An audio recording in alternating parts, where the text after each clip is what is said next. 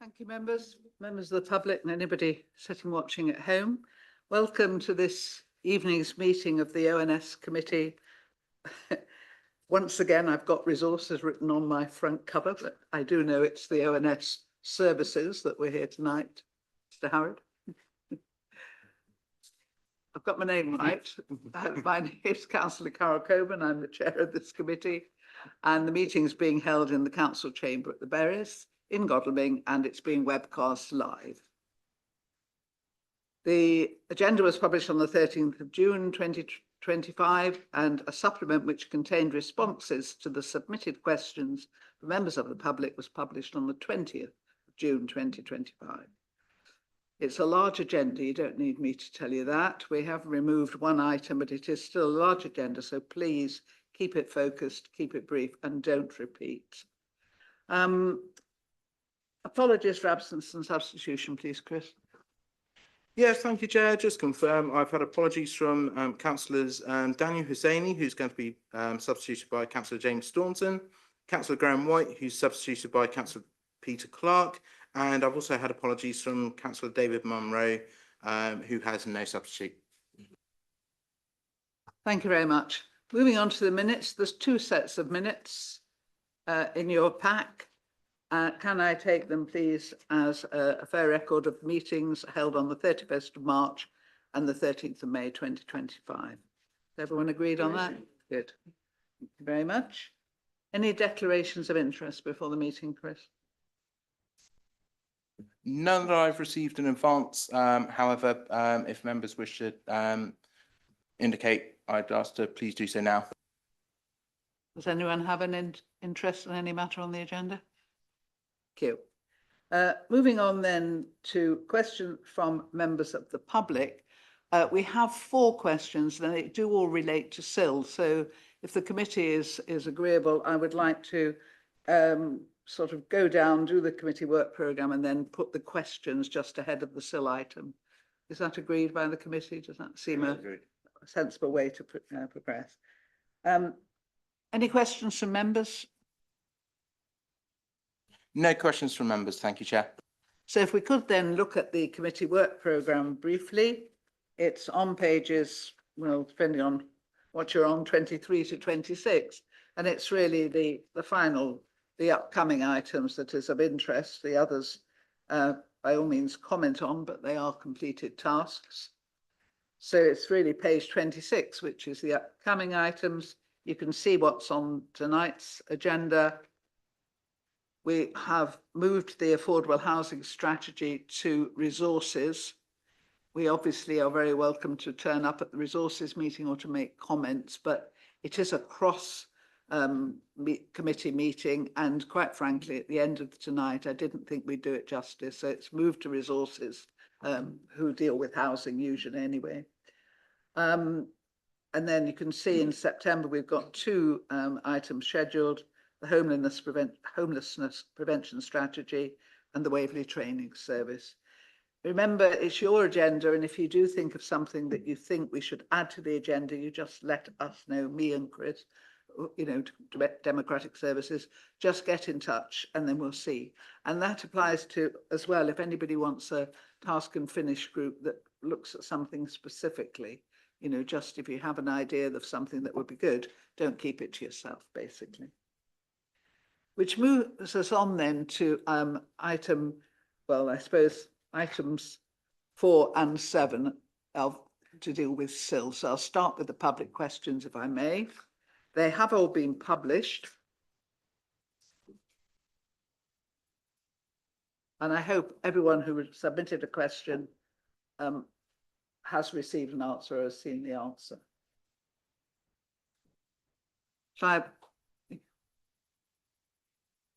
Owners are coming in case there's any questions that it's easier for them to face the committee and answer.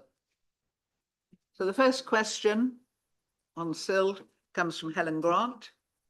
With regard to the community infrastructure levy and the proposed discretionary review, the review is so narrow and biased towards Waverley Borough Council that anyone with acuity or experience of dealing with WBC planning and SIL would not walk into such an elephant trap.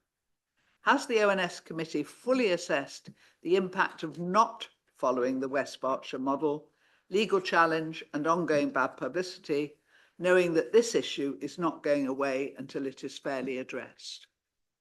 So the officers have given a response. The responses do tend to be a bit repetitive, so I'll try and thank you for your question.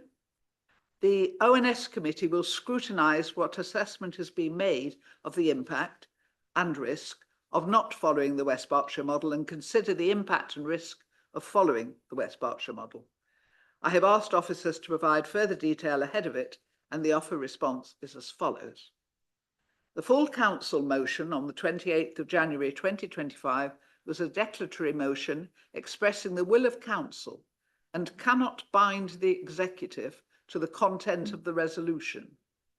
We have taken into account the West Berkshire scheme and will, as professional officers, advise the executive on all options and recommend to them the scheme that we feel is the best option for Waverley within the legal parameters.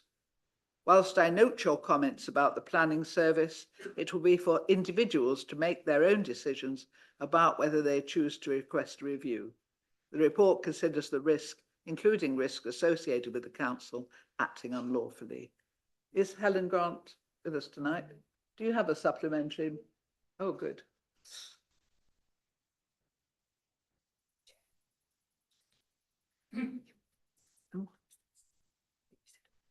Oh.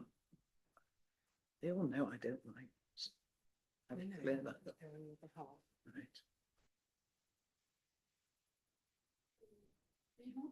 The big one at the bottom. And if you bring the mic a bit towards. This proposal is clearly not in line with the West Berkshire Discretionary Homeowners SIL review. And irrespective of whether the council had the powers or not to adopt the motion on the 28th of January, not one of the executive or this committee objected or vetoed against the motion.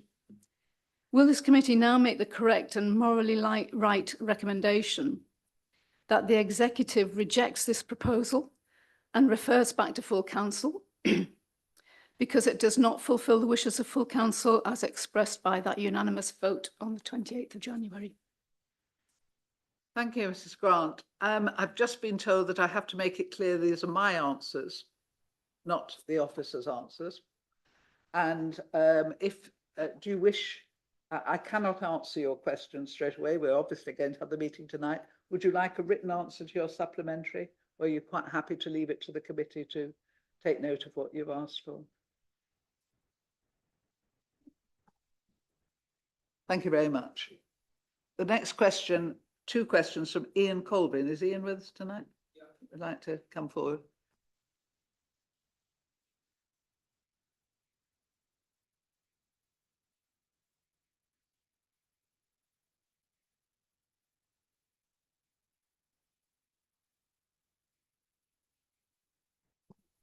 Read your own question, or I'm quite happy to read it.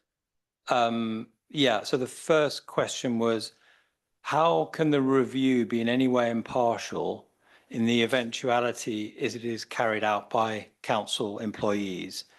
It will be very easy, all too easy, to say we tried to find external people, but none were available, so we're using our own. Thank you for your question, Mr. Colvin.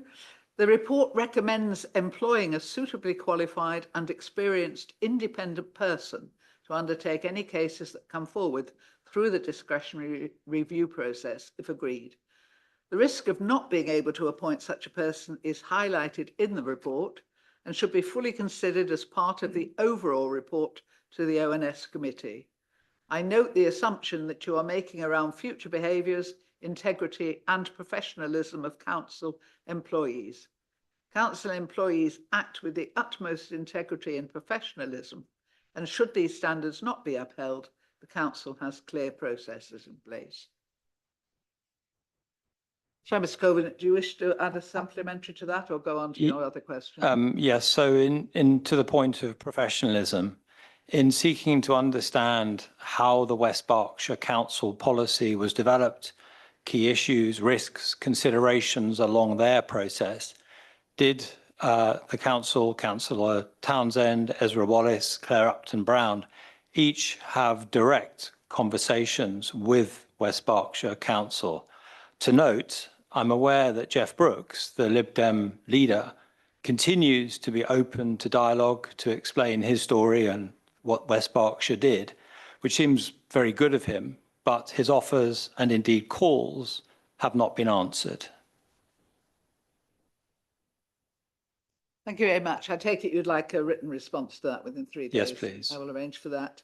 Would you like to put your second question, please? Thank you. Second question is, where is the structured risk assessment carried out of adopting the discretionary review process in line with West Berkshire Council, which was the agreed motion? As the agreed council motion, and being that the current proposal is not in any way in line and does not follow the approach of West Berkshire, we must assume, but we would love to see, that the risk assessment carried out, and I don't mean a feeling, I just mean to see a structured risk assessment carried out of following West Berkshire Council. To note, finally, West Berkshire identified a negligible risk of implementing their discretionary review policy. But the question is a direct request to see the structured risk assessment, please. Thank you, Mr. Colvin. The answer to your question. Thank you again for both questions. Some of your question has been covered in the answered question. That's the other way around on my thing. The first question that you put. The officer report considers the risks of adopting the discretionary review process of West Berkshire, which will be scrutinised by ONS Services Committee at its meeting tonight on the 23rd of June. I'm sure you have a supplementary to that. Yes, I mean, I think us all having read this, that is not a risk assessment. And my supplementary question is on the basis of no formalised risk assessment having been shared and conducted, which was absolutely a fundamental basic that should have been done in the first place. And being that the report is not in line with the motion, we assume the recommendation for the ONS committee will be that this is not the right solution to the brief. Admittedly, that was somewhat of a question, a rhetorical question. And would you like a written reply to that question? Yes, please. I'll try not to make it rhetorical. Thank you, Mr. Colvin. And finally from John Crawford, who I believe can't be with us tonight. So I will read out his question. My legal representative would like comment from me as to how and on what basis a motion agreed and minuted at the January meeting has been rescinded. Why has the latest paper ignored the agreement reached, Ray, a review similar to West Berkshire? And the response, thank you again for your question. The motion to full council on the 28th of January has not been rescinded. It was I don't know how to say this word, declaratory motion expressing the will of council. I'm sure it's only a government word. I'm sure it doesn't happen in the real world. We have been very clear that the council cannot bind the executive to the content of the resolution. So the effect is that it only expresses the will of full council, which the executive can and are taking into account. We have taken into account the West Berkshire scheme and will, as professional officers, advise the executive on all options and recommend that to them the scheme that we feel the best option for Waverley under the legal parameters.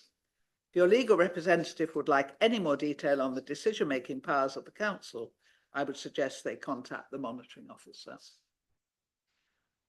Mr. Crawford did ask if he could put in a supplementary, but unfortunately it didn't sort of come. I've scribbled down part of it, but I think it's safer if we just do that as a written reply, if that's all right, Mr. Crawford. Right, thank you very much indeed for all those questions. Can we move on now then to the main debate of this? Can I just remind us, all of us, what we're here for and what this committee is here for? It's here to prompt reflection and amongst the members of the executive and influence how public services are delivered. There's 4 points always on our agenda to explain what we're here for. And we also are here to amplify the voices and concerns of the public. I think we've heard the differences already tonight between what has been agreed and what was agreed on January 28th. So I'm going to ask, Claire, are you going to introduce this? As we have had endless presentations on this and briefings, I really don't think it needs to take very long, Claire, if possible. Chair, I was in fact just going to refer you to the full report, which I'm sure you've all read from cover to cover, and leave it at that, Chair. That's excellent. Normally I would like a little longer, but we have really had so much information on this topic that it did seem a bit pointless. Now we have a lot of committee members and a lot of people wanting to speak on this matter. I don't restrict committee members to any particular time. I will restrict the members who are, well, members of the council who are not members of the committee, because otherwise we really will be here all night. So who would like to kick it off from the committee? Right, Councillor Hess. We'll make copious notes and hope that we end up with some recommendations that are intelligible. Thank you, Madam Chair. So we're here this evening to agree recommendations to the executive on the 1st of July for them to consider concerning charges levied on householders where it appears they may have been exempt from the community infrastructure levy. Each case is different, but they all have one thing in common, which is that the large charges, fines, and threats of court action are causing these householders a huge amount of stress and worry. I have to say I was disheartened during the recent Zoom briefing to hear that householders would only be eligible for a review and potential withdrawal of the charge if Waverley had made a mistake. On the other hand, if the householder or their agent had made a mistake in the raft of CIL forms, Waverley cannot withdraw the liability notice, even if the CIL documentation was handled by their agent without the householder's involvement or knowledge. The onus is still on the householder.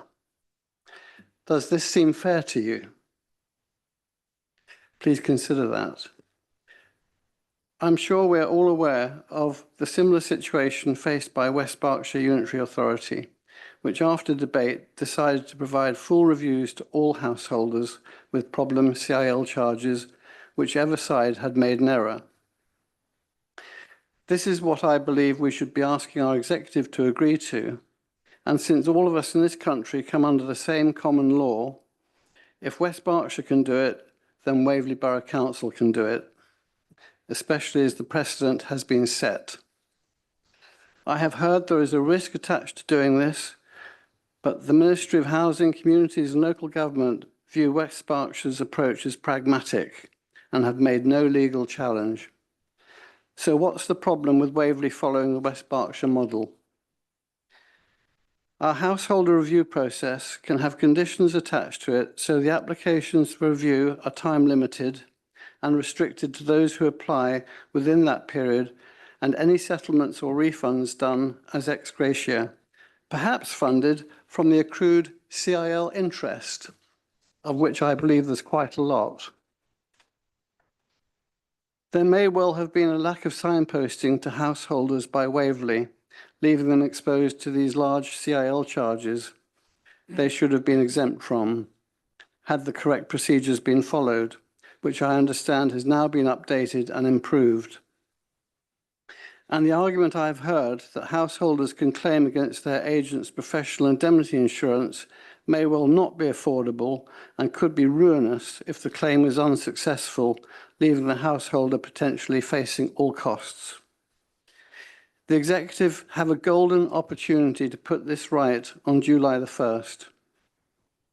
Failure to do so will cause huge damage to the reputation of this council in its last administration before it's dissolved, in a couple of years' time, making way for a unitary authority.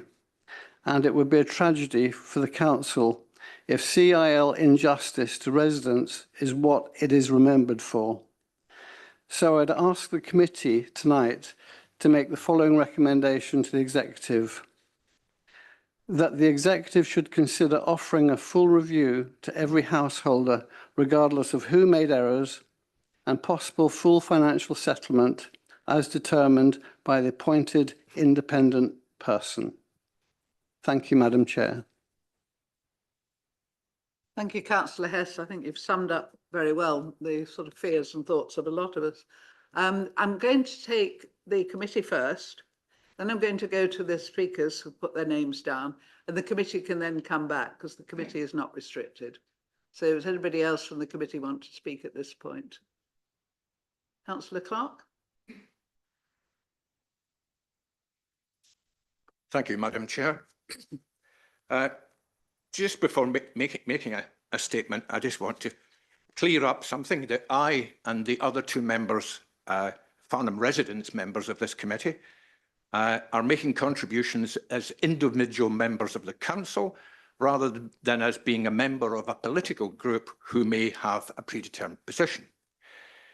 The 2010 SIL regulations are having an inflexible and insensitive impact upon our residents, when the council cannot waive charges even if they know there has been an honest mistake on the part of the householder.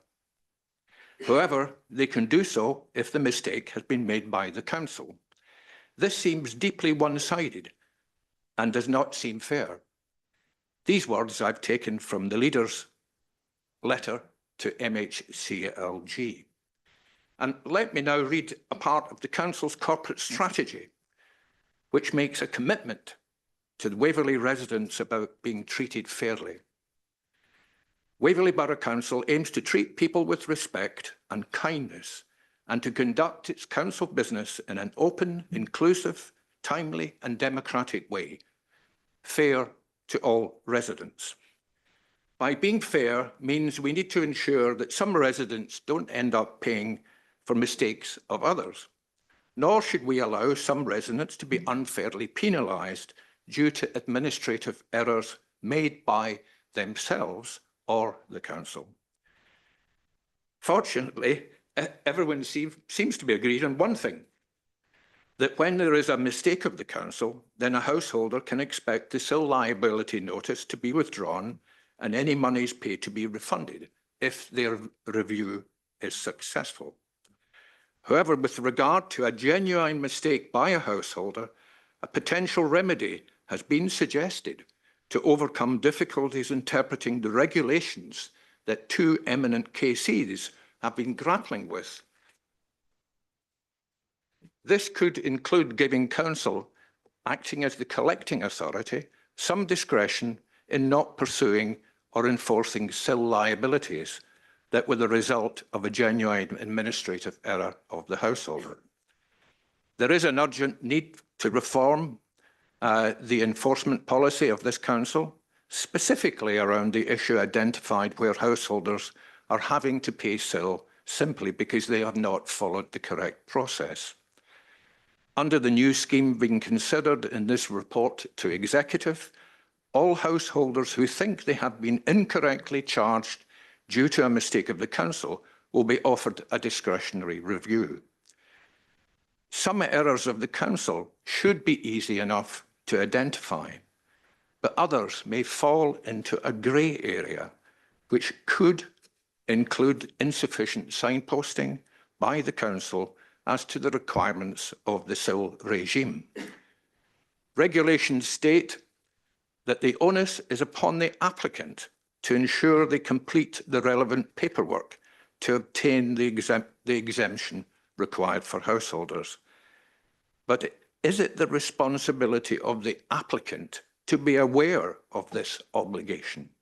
Or does the council have some duty of care to ensure this is correctly signposted to residents who may be totally ignorant of the onus obligation? Using the onus argument, in my view, can be onerous. as we have an overarching duty of care to our residents. Thank you, Madam Chair. I have two suggested recommendations. Shall I speak about them later? Probably, yes. Thank I you. mean, I've made a note of councillor Hess's because he was talking about ex gratia payments coming out of civil interest, which will have no effect on other house residents in the borough. I mean, there are ways of dealing with this. You know, there isn't just one way, is what I'm trying to say. So, yes, come back later by all means with your suggestions. And the other thing that I think we must bear in mind is that SIL in 2019 was new. Everything about it was new to this council. It wasn't brand new. And, you know, I think we have to be aware that when something is new, mistakes get made, and they get made at all level. And I think, you know, it should be a brave man to sit in this room and say that everything we did between 2019 and the present has not been at some point unhelpful. And I think the duty of care is something really important. We are supposed to be the experts in this. If we don't help the amateurs to deal with this paperwork, to deal with these restrict regulations, which we know are difficult, then I think we are failing in our duty of care. You know, you can't expect amateurs just to absorb it overnight. They're not going to be able to do so. Councillor Rubini. Yes, thank you, Chairman. I'm not going to say much. All I wanted to point out was that it is a very difficult subject, as we know, and a lot of it is in legal jargon that is difficult to understand and where we're coming from. Now, we rely a lot on officers' recommendations and interpretations of those rules. And I have heard from persons about how sometimes the officers get it wrong. I would just like to place on here that I have every faith in my officers, and I believe the advice they give should be followed. So I would hope that is what's happening tonight. Thank you. I hope we're independent and we'll decide on our own how we're going to vote and why we're going to vote.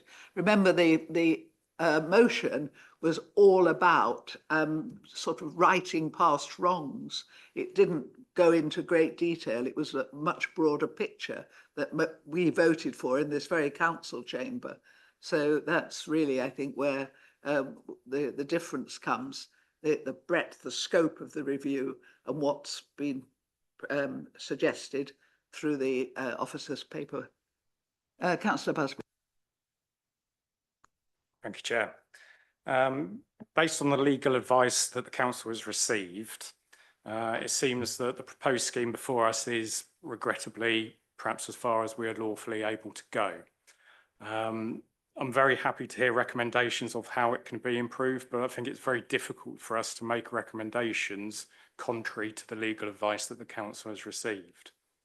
However, there does appear to be some scope for discretion in how enforcement is implied. So the proposed prioritised review of the SIL enforcement policy, one of the recommendations to the executive seems like an important opportunity. And what I would like to know is if this enforcement policy review can or will include a retrospective assessment of the proportionality of past enforcement decisions on the specific cases that have been identified where householders were charged SIL due to genuine misunderstandings or procedural errors. And if so, could there be scope to reconsider some of those actions where they may now be seen as disproportionate? Essentially, is there an opportunity for meaningful redress through an enforcement policy review? Thank you. I'm not going to answer a direct question, but there obviously is. But it's a question of being thinking about the time, isn't it? These people are in distress now and have been in distress, some of them, for many years. You know, how long can we wait as a council that's supposed to have a duty of care, that's supposed to be administering things fairly, if we can't put it right, if there has been a wrong? You know, we'll wait for a liability assessment, wait for the enforcement policy. You know, these people are in trouble now and under stress now. And I think that's really where the difference came in January, when we wanted something to happen so that people knew it was happening now, not a year, 2 years down the line. And I think that really is trying to work out whether or not we can help these people now rather than have a legal sort of argument, as you say, which takes time. Councillor Keane? Thank you, Chairman. You know, we've heard two councillors now say how onerous filling these forms possibly is. And even if you've got an agent, you know, a mistake can be made. And it's something that surely officers could have pointed out for them to redress before it went down the road so far that they had to pay all this money. I'm not saying that, you know, you have to look at every application, but there must be something glaringly obvious that has not been addressed by the applicant to help them. I mean, these residents, they don't understand all the jargon and all the intricacies of application forms. We all know that just filling out application forms for something quite, you know, boring is bad enough, but when you're worried about your house and your extension, I would have thought there must be more of a duty of care to help these residents to fill those forms in or to point out they've done it wrong before they are fined. No, I agree with you on that point. It does seem amazing that we wouldn't chase these things up. And that's why I think it's important that we ask what was in place in 2019. What were the checks and balances? What were the procedures? How did we know that we were getting it right? And if we haven't got that evidence, we cannot turn round to people and say we didn't get it wrong. We don't know until we've looked at all the evidence. And I think it is something really important. Councillor Earwaker? Yeah, my point is that same as Councillor Keane, actually. My question to the committee is looking at Appendix 3, starting at page 91. Are we as councillors able to change these bullet points at the bottom of page 91? For example, third bullet point, could we ask that householders provide evidence demonstrating the precise nature of the error that the householder has made, rather than evidence demonstrating the precise nature of the error the householder considers the council has made? Surely the review process should be looking at what errors have the householders made and how critical has that been in them being basically penalised because they've made an error. Can we change this review scheme document to highlight that? The simple answer is I don't know to that, but I mean, it depends which review scheme we end up with, doesn't it? You know, and then presumably there'll be, well, we can recommend to the executive that they do change that. But I think this was the point of our support for the West Berkshire model, was the fact that everything would go in the pot. You know, you weren't picking and choosing before the review. Everyone's going in. Nobody was excluded. Nobody had any more difficulty than anybody else. And then it would be, you know, assessed against what was going on throughout those years. And you know, if you start putting in too many restrictions before you actually start the review, you're almost being judge and jury before you got there. Anybody else in the committee, or shall I move to Councillor Austin? Councillor Austin?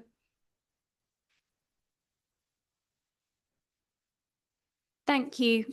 First of all, I just wanted to welcome the comments being made so far by the committee and recognise the strength of feeling, because what we see in front of us in this report is not a review in line with West Berkshire as per the agreed will of council. It applies no discretion. The document in front of us seeks to find ways not to follow the will of council, and it is deeply flawed.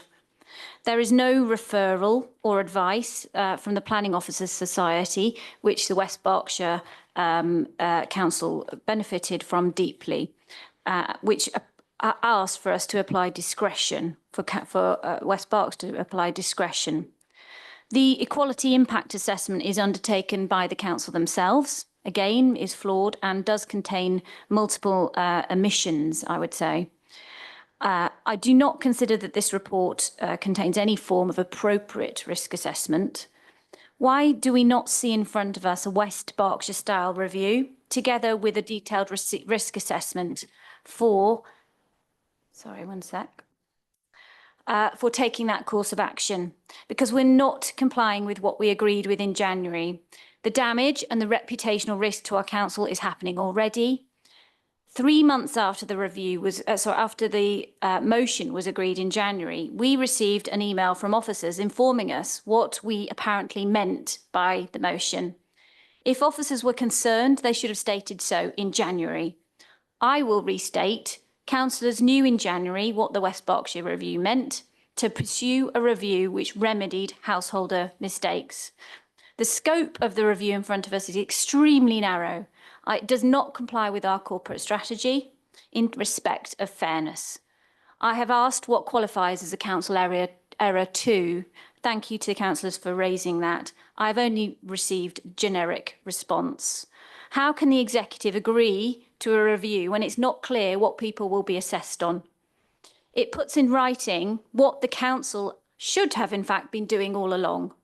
If the council has made an error, surely, throughout the process of SIL, they should have already been working to put it right. Are we looking at two different reports? Because I see no assessment of this risk and an assessment of the legal parameters in pursuing a discretionary review of SIL as per West Berks. I'm aware of the specifics of the cases of 80 to 90%, of all of these cases actually, that 80 to 90% of the householders unfairly hit by these charges, they won't even qualify to apply under the terms of this review. Never mind stand a chance of getting a refund or their liability removed. Because this review excludes self-builds. It excludes those hit by errors made by third parties. It excludes Section 73 retrospective applications, which is the majority of cases. And it's not wealthy people building the equivalent of 2 to 3 bed houses or extensions here. It's homeowners who have lost the right to offset floor area, previously demolished, for example, who are then unfairly captured under SIL regulation and Waverley's application of them. So we see, for example, a 3 square metre floor area addition incurring a £70,000 fine. Why are we seeing a cluster of these cases at West Berkshire and Waverley, but not at other of the 153 councils which implement SIL? That tells me there is a commonality. It's of these councils' approach to SIL, not just the legislation itself. This report I've covered this bit about the equality impact assessment. Right, the SIL customer journey. I just want to refer you to 6.25A4, where it says the council's web pages clearly communicate the potential SIL consequences of retrospective planning permission, and care is taken to communicate this to applicants and through the process of any enforcement investigations that's led to the submission of a retrospective application. This is the big question, though. Those safeguards are in place now, but we have what was in place in 2021, what was in place in 2022. We have simply no idea. The West Berks review we voted for has successfully returned SIL paid to those hit. It's been acknowledged by MHCLG as a mechanism to deliver justice. The legal risk of conducting this review, a West Berks style, is minimal, provided it is framed as a discretionary, public law, ex gratia, administrative process, addressing the council's own prior conduct or maladministration, rather than as a statutory rewriting of SIL obligations. There is no legal prohibition on a council applying discretion in this way. I became a councillor to do the right thing, not hide behind computer says no, which I'm afraid I think is what we have in front of us.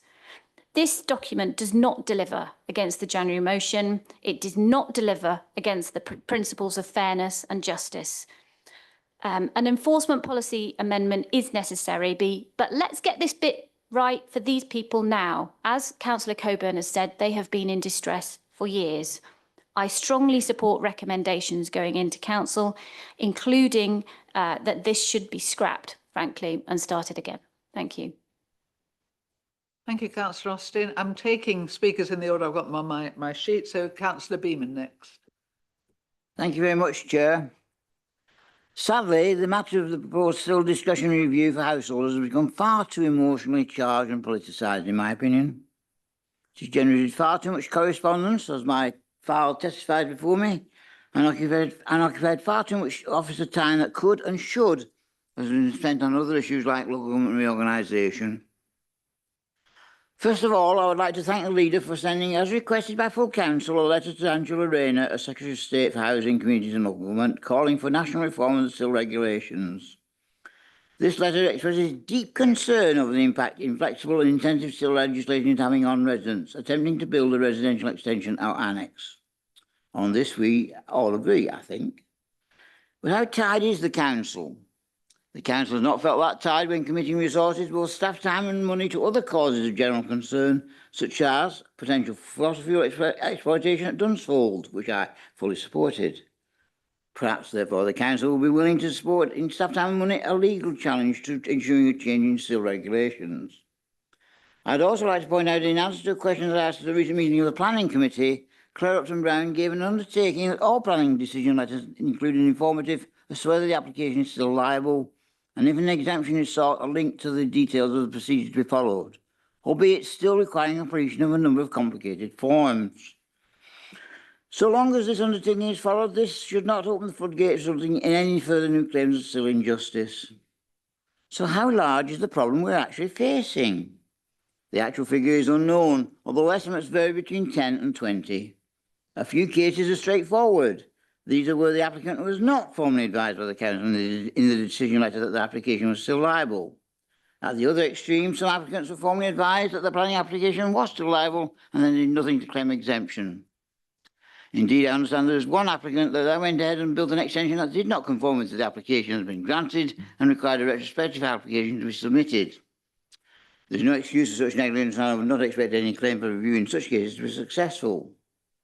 I believe that the discretionary review should go ahead as long as its brief allows each case to be viewed on its merits and not just restricted to a judgment on whether the council was to blame. Earlier today, we had an email written by Claire Upton Brown, which I found very useful, although we have a problem with spelling of names, I see. It does, however, now appear that in West Berkshire, although no still liability notice has been formally withdrawn, on review, some charge notice fees have been reduced to zero. If justified, a similar practice needs to be adopted in Waverley. Yes, the discretionary review should go ahead, but its brief should allow each claim to be viewed impartially and not just restricted to whether the council is to blame. Officers are right to draw attention to all risks involved, but common sense needs to apply. Whilst there may be some risk, this is not judged to be significant, and at the end of the day, this is a member-led authority, and it's up to members to determine whether taking any risk is worth taking. There's just one problem that remains unanswered. Just why was the full council, allowed to vote unanimously, including all members of the executive who were present, on a motion on 28th of January that was then argued to be an executive function, and people changed their minds? This has created an unnecessary atmosphere of suspicion and doubt that should have been avoided. Thank you, Chair. Thank you, Councillor Beeman. Yes, and so much of that was very interesting and made perfect sense to me. I think, you know, we really have got to look to what we're going to do for our residents. We've just got to focus on what we're here for, rather than as somebody pointed out earlier, there are ways of doing this that nobody has challenged West Berkshire. I mean, you know, they're not queuing up. So there are ways, if we really want to help our residents, of doing it without breaking the SIL regulations, which are a mess. Nobody's defending them. Councillor Goodrich. Thank you, Madam Chairman. The conclusion on page 26, paragraph 15.2 states, and we have a duty to make decisions that are proportionate, reasonable and fair in line with the principle of natural justice. And reading the report, I can't see anything where this is addressed in any detail at all, but it appears in the conclusions. We have the advice from Simon Bird, KC, and looking at paragraph 1 in the introduction, it is clear that he was asked to advise on the scope of the power contained in Regulation 65(7), And that is all he was asked to advise on. He was not asked how the council could operate on natural justice or operate with a discretionary ex gratia payment outside a statutory authority, and how the operation of the Localism Act 2011 could assist our residents. So the council's opinion is narrow by definition. And of course, I note that Mr. Edwards KC, who I believe is in the same chambers, disagrees with the advice. He gave the advice first, and Mr. Bird disagreed with Mr. Edwards. So it's not absolutely copper-bottomed of what the legal position is. I've been on the council for over 25 years, and as a retired deputy district judge, I personally am ashamed of how our council is treating these residents and the injustice of it, totally contrary to reasonableness, proportionality, and fairness. And I know some of the residents haven't heard from the council in months or years, which makes it even worse. I understand interest on SIL is not in the SIL pot, but being used in the general fund. And that is also morally wrong. And the interest alone could rectify the council's unfairness many times over. I note that retrospective applications are to be excluded, but I'm pleased to see in 625 Romans 6 that that if there is a retrospective application which is to be looked at, I assume that whether or not it is retrospective will be decided by the independent person, as it could be a minor non-material amendment that is made rather than a retrospective planning application. I mean, what appalls me is that if I fill out my tax return and make a genuine error and then write to the Inland Revenue and say, sorry, I made a boob, can I put it right? The Inland Revenue will allow me to do so. It would appear that when a resident fills up an exemption form and gets a question wrong and makes a mistake, that's it. Can't be changed, and penalties follow. This is totally contrary to justice. And in case people think non-enforcement is the panacea for all the problems, it is not, because the liability will remain on the property as a local land charge. So when they sell the house, the buyer will inevitably require the seller to pay that off to the council before he buys. So non-enforcement is not the answer. I had one or two queries in detail. On page 92, it says, upon receipt of a valid review request, an evidence pack will be produced. By whom and when? But it's totally vague. It doesn't say who's going to produce it. I presume by the council, but I don't know. And also, when it talks about review outcomes on the first line, it says if the outcome of the review process is to reject the decision. What decision are we talking about? Is it the decision to have a liability notice? Because then it says, then this decision will be final and no further right of appeal. So presumably we're talking about the original council decision to charge SIL. But I think it needs to be more explicit. I mean, I think, you know, when we're drafting documents, they've got to be unambiguous.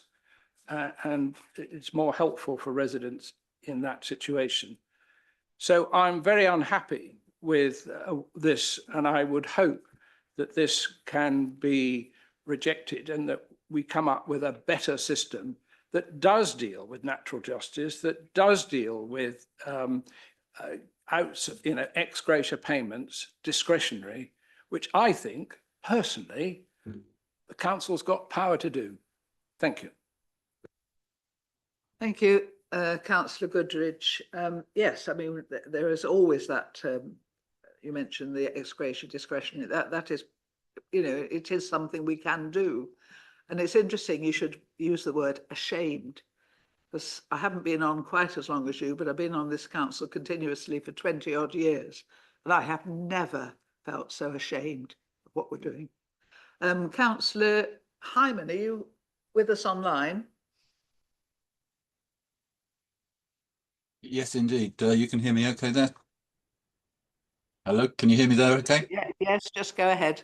Thanks very much indeed. I won't repeat what's been said, and there's a lot of very good words been said by members, particularly I'd point at Councillor Hess saying that only if Waverley make a mistake. Well, unfortunately, the councils and politicians have great difficulty admitting making mistakes. That's a fundamental problem that we have with this with the system going forward.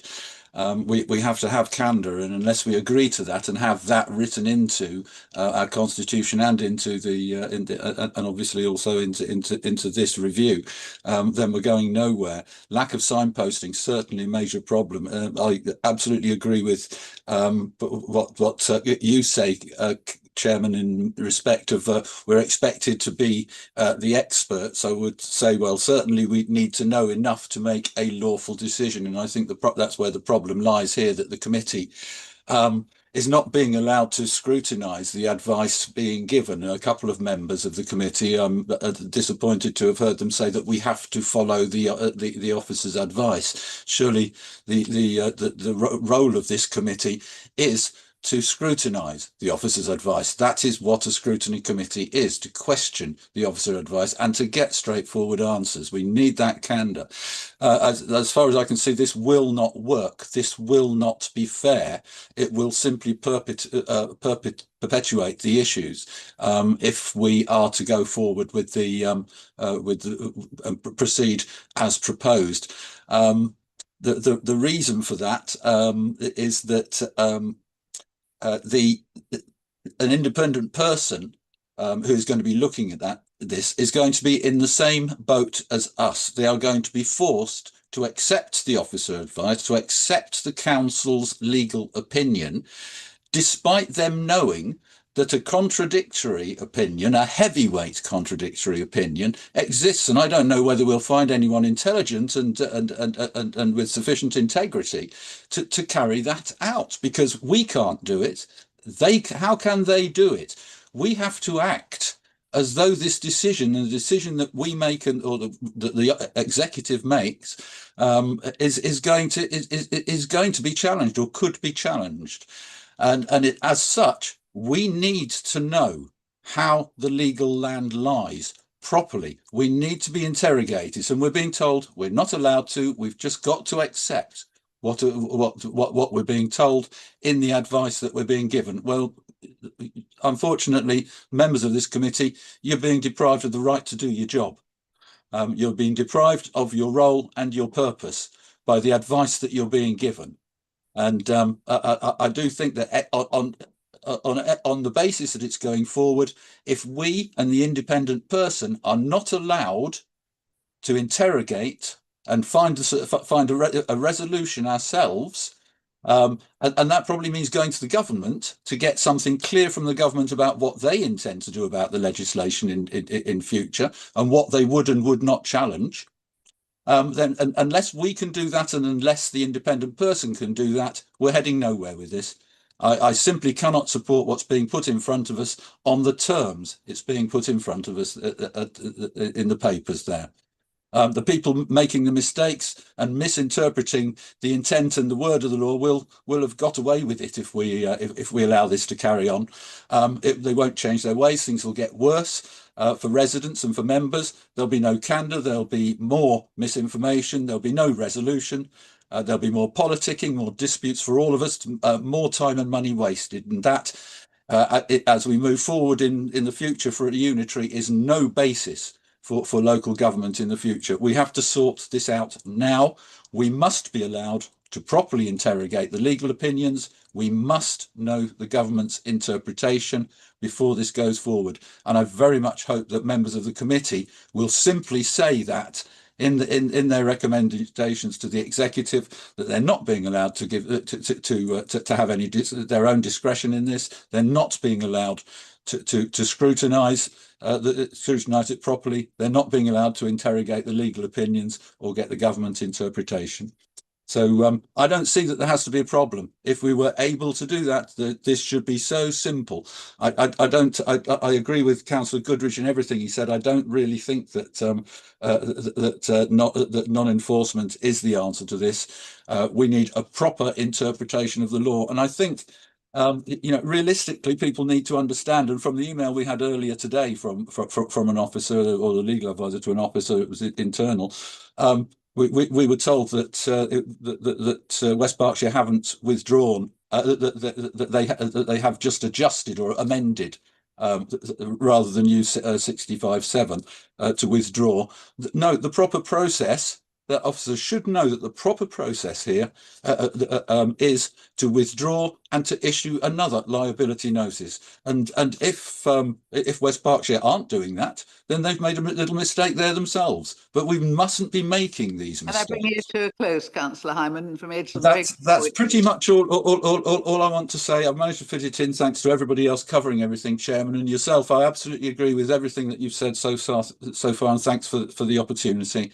But there doesn't need to be a problem. We need to be able to interrogate the legal opinions now. Some of us are capable of being able to do that. We must move on. We've got such a long agenda. Thank you, Councillor Murray. Would you be happy for me to respond to a couple of points then? I'd rather just take them and then if we correct before we do the recommendations. Councillor Murray. Thank you, Madam Chair. And thank you for allowing me to speak this evening on this very important item. I will not repeat my objections from the Audit and Risk Committee, but I do wish to make a plea. When I became a councillor, I was proud to represent my community and serve to the best of my abilities. But over the past 6 months, I've become embarrassed when asked if I'm a Waverley councillor. Trust in politics is at an all-time low. We've seen many examples where institutions that are meant to serve the public have instead become focused on protecting their own reputations. And I'm sorry to say I've witnessed some of the same instances during this process, finding every possible way to not do the right thing for residents affected by the SIL process, against the clear wish of councillors. We ask ourselves why the public are disengaged with local government reform. It's because they believe it won't make any difference. And who can blame them? And we wonder why people feel powerless, why they think they're all the same, and why politicians who offer simple answers gain traction. I'm not a politician. I know right from wrong. And what is happening here is wrong. All these residents ask for is a fair opportunity to have their claims heard. That's all. It's our duty, our moral responsibility to give them that chance. But Madam Chair, I'm heartened by the comments I've heard this evening from councillors present. And I urge this committee to send a strong message to the executive to vote against the report due on July the 1st and demand a simple, fair and just solution as agreed by full council on the 28th of January. Otherwise, I fear the final 18 months of this council could be forever tainted. Thank you. Thank you. My final speaker is Councillor Ward. Thank you, Madam Chair. I'm going to take a slightly different tact. Recently, I came across the videos some of us made earlier as part of a campaign to get more younger councillors. Whilst we had different emphases, the one constant factor was a desire to help people and improve the lives of our residents. We are now in a difficult situation where our ability to do this is seemingly, I understand seemingly, being severely hampered by poorly drafted legislation and reports. The leader wrote an excellent letter to the Minister, drawing attention to the problems caused for some of our residents, where potentially small errors in paperwork are leaving them with devastating bills. We might be restricted in our ability to treat our residents with sympathy and fairness due to some poor drafting of the legislation that can be interpreted as highly inflexible. But there are other things we could look at. The leader's letter goes on to say Waverley Borough Council is doing everything it can to address this issue. But are we? We've obtained a KC's opinion, which stresses the lack of flexibility he believes is available to us, making it tempting to do nothing. But there are at least two other KCs who have come up with very different views. 2 to 1 against. You lose a match for that. All seem to agree there is flexibility in enforcement, but they differ over the strength of clause 65(7) concerning withdrawal of a liability notice. The clause itself is quite clear. It says we can. Our KC, in clause 52 of his judgment, goes on to speculate. Had Parliament intended that the imposition of liability should be affected by factors such as honest mistakes as to the applicability of the regulations, it would have expressly provided for that. In other words, MPs were content that residents should be punished by possibly losing their homes. However bad some of our MPs may be, I cannot believe that their intention was to inflict homelessness on individuals for honest mistakes. Continuing on the subject of poor drafting, I come to the report in front of us. I am perplexed, and I am, I think, the third longest serving councillor in this room, that officers have either by some mistake, but hopefully not deliberately, produced a report that disregards the will of council as expressed in the motion on this subject passed on our 28th of January meeting. Council was very clear that it wanted householders to be able to request a review in line with West Berkshire.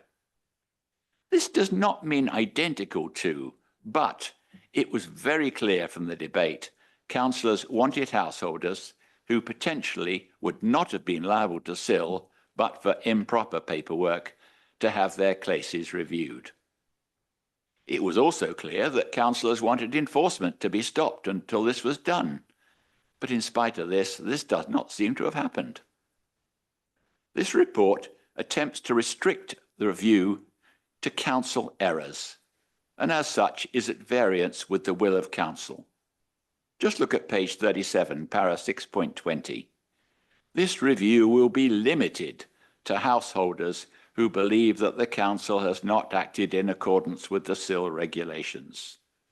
In other words, it will only look at the probably rare cases of council errors and will not look at the main problem that householders ignorant of the complicated regulations have been disadvantaged.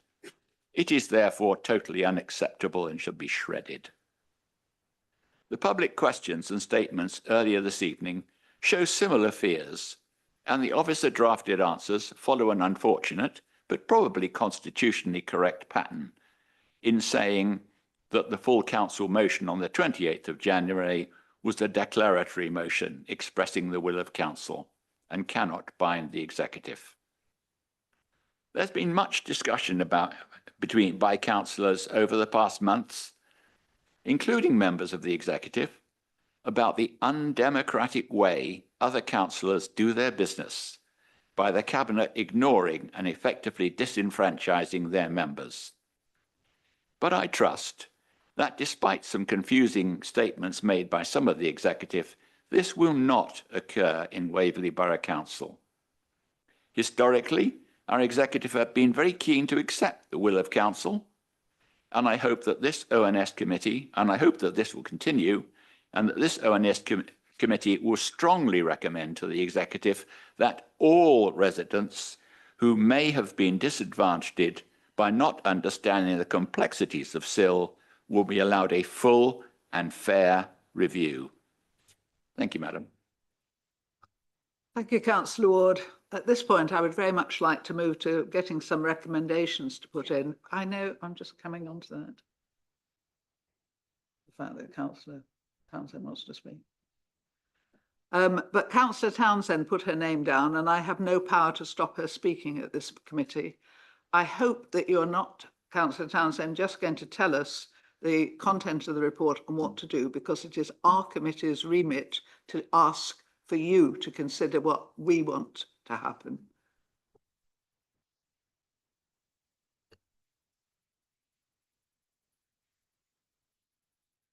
Thank you, members. Thank you for allowing me to speak. And I think that, you know, everybody in this room has huge sympathy for those residents who have been caught up in these SIL regulations. First, I do need to reiterate the overarching need for the executive to act in a lawful manner.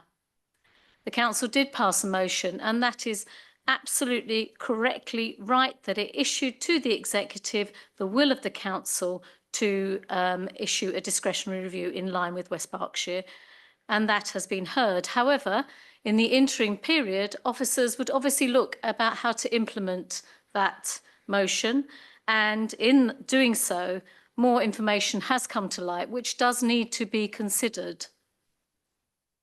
And the full advice, the legal advice, has been published within your agenda this evening. And I hope that that will be fully considered and fully discussed by members of this committee this evening. I also perhaps need to make it clear, because it has got a little bit confused, that the Planning Officers Society, in fact, were brought on board by West Berkshire to discuss the customer journey and not the interpretation of the SIL regulations. And in fact, in Simon Bird's report, it does, he mentions that the Planning Officers Society actually seemed to support his interpretation. So that is another fact to consider this evening. The legal advice also states that, and I quote, that the report provided to the West Berkshire Executive provided no explanation as to which statutory power was being relied upon to allow for the course of action. That's referring to the withdrawal of liability notices where no mistake was made by the council, or any reasoning as to the basis on which it would be lawful. So I think, you know, again, that would be an item that I hope will be discussed this evening. That isn't an instruction, Chair, that is just a hope. Simon Bird goes as far as to say that such a step, in his view, would be unlawful, and he uses that word, and that Regulation 65(7) cannot be used effectively to waive liability incurred by householder or developers by reason of their failure to comply with the requirements of the regulations. And the executive will take this into account when it considers this item on the 1st of July. And I would stress that the executive will consider this with an open mind and with all the evidence it has to hand. The council and its executive has a responsibility, as I said, to act lawfully. And if it does act unlawfully and in full knowledge that it is acting unlawfully, the council could face legal challenges, including a judicial review. I would ask members to note that the legal advice provided to a third party has been considered in Simon Bird's legal advice. It would also not be helpful to predetermine the results of the review that may come forward. Despite what some councillors here believe, we have no way of knowing who will apply for this review and how many people would be helped by this review. This could result in the withdrawal of a SIL liability notice for some householders and would then remove the charge from their property, as well as resulting in a refund in accordance with our financial regulations. Comments tonight have been made about the acknowledgement by MHCLG. I have no knowledge of anything saying that they uphold the SIL review by West Berkshire.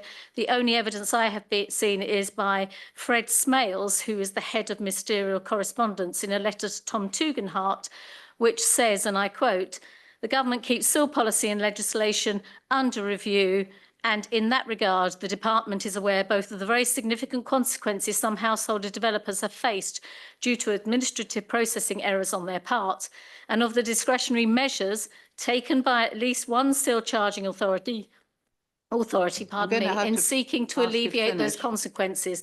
It makes no comment about the actual review itself and whether it's legal or not. It just acknowledges that it does actually exist. And I think that it has to be known by the councillors tonight, to be taken that into account when they are considering this very important issue. Thank you, I just councillor. want to say, please, that Well, the you've members had are your 4 also minutes. seeking to review the enforcement policy that has been approved by full council, and that will be retrospectively through the review and reform, a working group. This will be a priority for this group and will then provide recommendations to council. And it is anticipated that this review will include considerations of retrospective cases and could take into account a range of issues as have been discussed here this evening. Our current enforcement policy does not enable us to do that. It would be necessary to change that policy and bring it forward to council for them to adopt. And I know that that's a long process, a longer process. We're hoping to accelerate that. But can I stress that this council has to go through formal processes in order to make legal decisions. And I very much look forward to the recommendations coming from this committee, and I can assure you that all of these will be considered by the executive when they formally consider this item. And I can assure you that the executive does take their responsibility extremely seriously. Thank you. Thank you, councillor Townsend. Right, can we move to making some recommendations? We've had some that were pointed out. You want to speak, Susan, here? Thank you very much, Chair. I just wanted to give a little bit of legal advice as your monitoring officer to the committee, if that's okay, please, on some of the points that have been raised. Firstly, there was a discussion about other members speaking. Just to be really clear that any other member of the council can speak at the council meeting this evening in the discretion of the chair. And there is no time limit on that. So where the chair has permitted other members to speak, there is no time limit on that, so, which is why we haven't been timing those speeches. I just wanted to raise the point about the motion at full council in January. The motion regarding West Berkshire's scheme is not binding on the executive. The law provides that the discretion to carry out a review on the liability and enforcement of SIL is an executive function, and the law further provides that the council cannot bind the executive to an executive function. So whilst the motion may well have been a demonstration of the wishes of full council, it is not binding on the executive, and the executive must determine the scope of the review that they are carrying out. I also just wanted to make the point that West Berkshire's review included a review of both liability and of enforcement. And what's being talked about tonight, the proposed report that is going to the executive, is regarding liability only, but there has also been an executive working group established already to look at enforcement as well. And in fact, dates are being fixed at the moment for the first meeting of that working group to be held in July. So both liability and enforcement are being reviewed. It's simply a case that liability is being dealt with by the executive first, with enforcement matters very shortly to follow behind.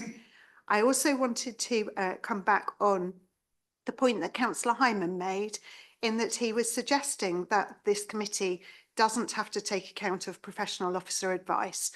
I would refer all councillors to Article 12 of the Constitution, which sets out the principles of decision making, which says that every council committee has to take account of professional officer advice. Clearly, you don't have to agree with it. Clearly, you don't have to decide in line with it, but you do have to take account of professional officer advice. And if you deviate from it, you would need to have a good reason for so deviating. The legal advice is attached to your committee papers this evening. Normally, it would be an exempt document. It's covered by legal professional privilege, but we have chosen to waive our legal privilege of that document to be completely transparent with members of the committee, with the executive, and with members of the public. So you have that legal advice before you, and it is absolutely the role of this committee to scrutinise that professional advice if you wish to do so. I think Councillor Hyman was saying that you have no opportunity to scrutinise it. That is one of the legitimate purposes of this committee, is to take into account your professional officer advice and to be able to scrutinise it. I also wanted to just make the point in terms of legal advice that there's a lot of comment tonight about West Berkshire. We as councillors have a legal statutory duty of best value to Waverley Borough Council, not to West Berkshire. It is not an issue for us to determine whether West Berkshire acted lawfully or not. That's for West Berkshire to determine themselves.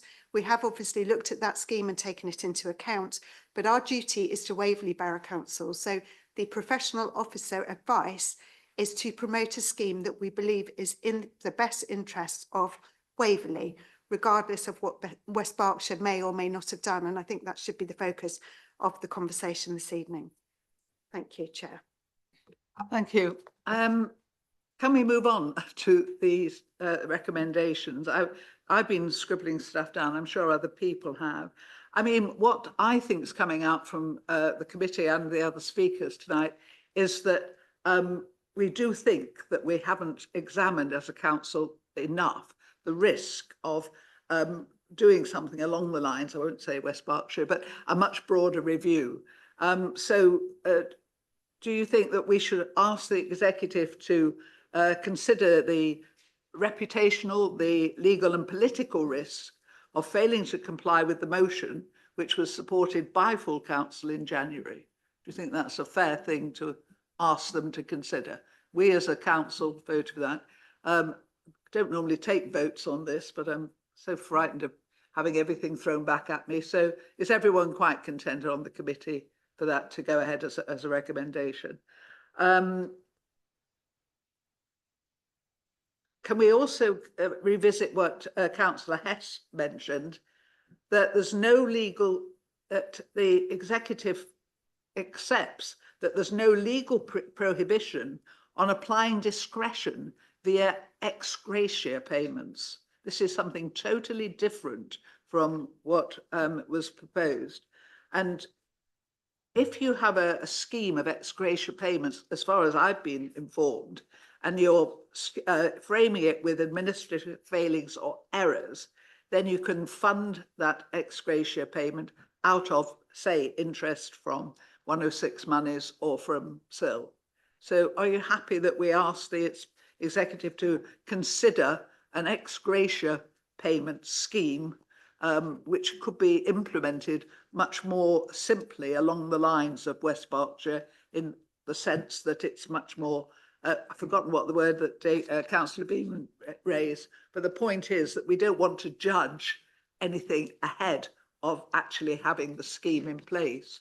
So I think, maybe I'm going backwards here, I think what we're really saying is that we think we could do a simpler scheme than the one on offer that would address residents' concerns now, but would still enable us to review our SIL policy, which needs reviewing, if that there's no doubt. So, Councillor Townsend indicating. Sorry? Councillor Townsend is indicating. Do I have to take her? It's point of order. I really, I really want the committee to concentrate on what we want to say. I hope what I to the will say would be executive. helpful on that recommendation, Councillor Beg your pardon? Coburn. I hope what I might be able to say might be helpful for your Well, I recommendation. don't think it is, you see. I mean, we're Well, putting... all I was going to say was whether or not you might consider what process you would rely on in order to do that, which would be very helpful. Thank you. Right. I mean, I'm not having a debate with the executive here. I'm trying to get together some recommendations that all of us can agree to put forward to the executive, and the executive then can decide what to say about them at their own meeting. So please, from the committee, anything that I haven't written down. I think from Councillor Ward, I know he's not a committee member, but he made the point about the scope of the scheme, which should really encompass everybody. So we would have a review scheme based on dealing with ex gratia payments. It would be similar, it would be a discretionary review. The money, it would not be a refund of a SIL liability. That's the whole point. If we're not allowed to do that, then we should have a look at another scheme of ex gratia payments as recompense for the difficulties that have arisen. So, I think we've got to be clear that what we're asking for is a simple scheme that anyone can apply to and can be reimbursed if we feel that our processes have let them down anyway. I'll take Councillor Hess, then Councillor Clark. Thank you, Madam Chair. Well, what I read out earlier ended with a few words, and I don't know whether this would be sufficient or legally watertight. I don't know. I'm not a lawyer. What I read out earlier, and I've just added a couple of extra words to it. The executive should consider offering a full review to every householder, regardless of who made errors, and possible full financial settlement as determined by the appointed independent person, which could be ex gratia, and that could be funded from the CIL interest.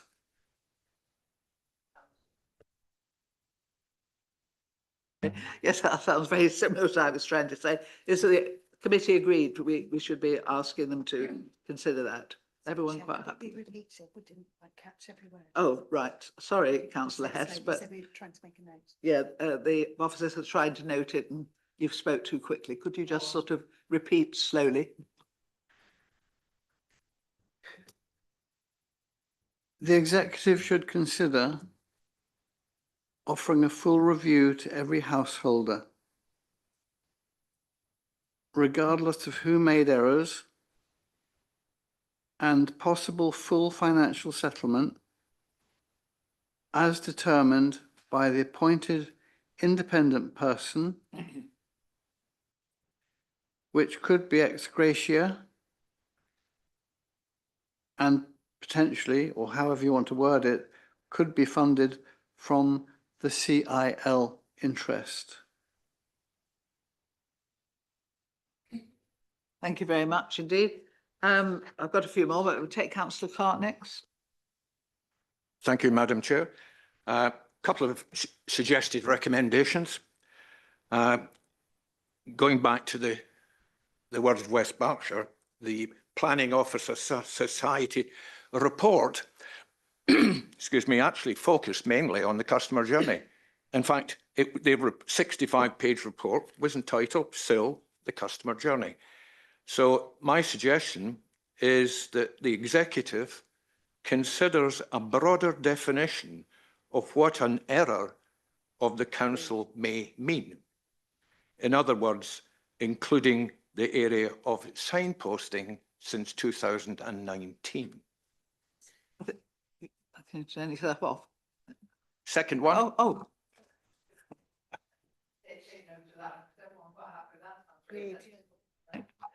Secondly, what I've just said is very important actually when handing the independent person their operational brief.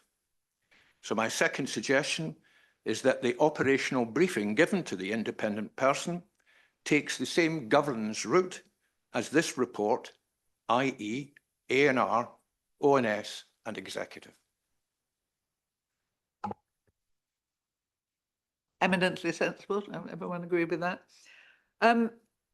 Going back to what you've said about the journey, one of those words you don't really want to use, isn't it, in that sentence, but it is one they use. I do think we need to ask the executive to revisit the processes that were in place. I think we need that evidence because we cannot claim that we didn't make any mistakes if there's no evidence to, back that up. So I think we should ask the executive to look into the evidence to find out what checks and balances were in place in 2019 in those early years to ensure, because there's so many small errors that, as I think Councillor Keane pointed out and Councillor Busby, I mean, there's so many errors with these documents or potential, and we were all learning on the job, as it were. So I think it's important that we have the evidence from those early years against which we can judge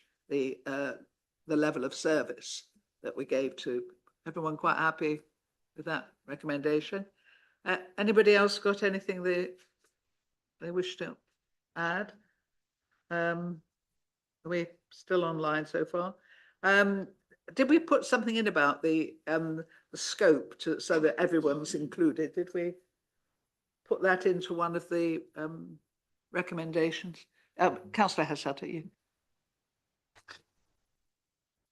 It's regarding signposting, because I gather that we have changed the Waverley front end documentation to help improve the signposting from what it was before. But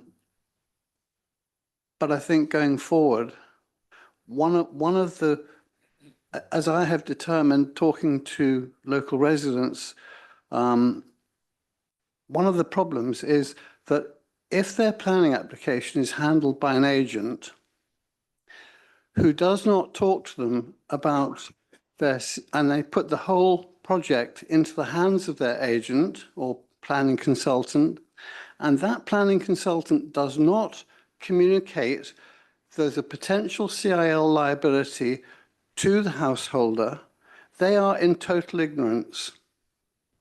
And that's part of what I think we should be looking to address in terms of house signposting, that when applications for householder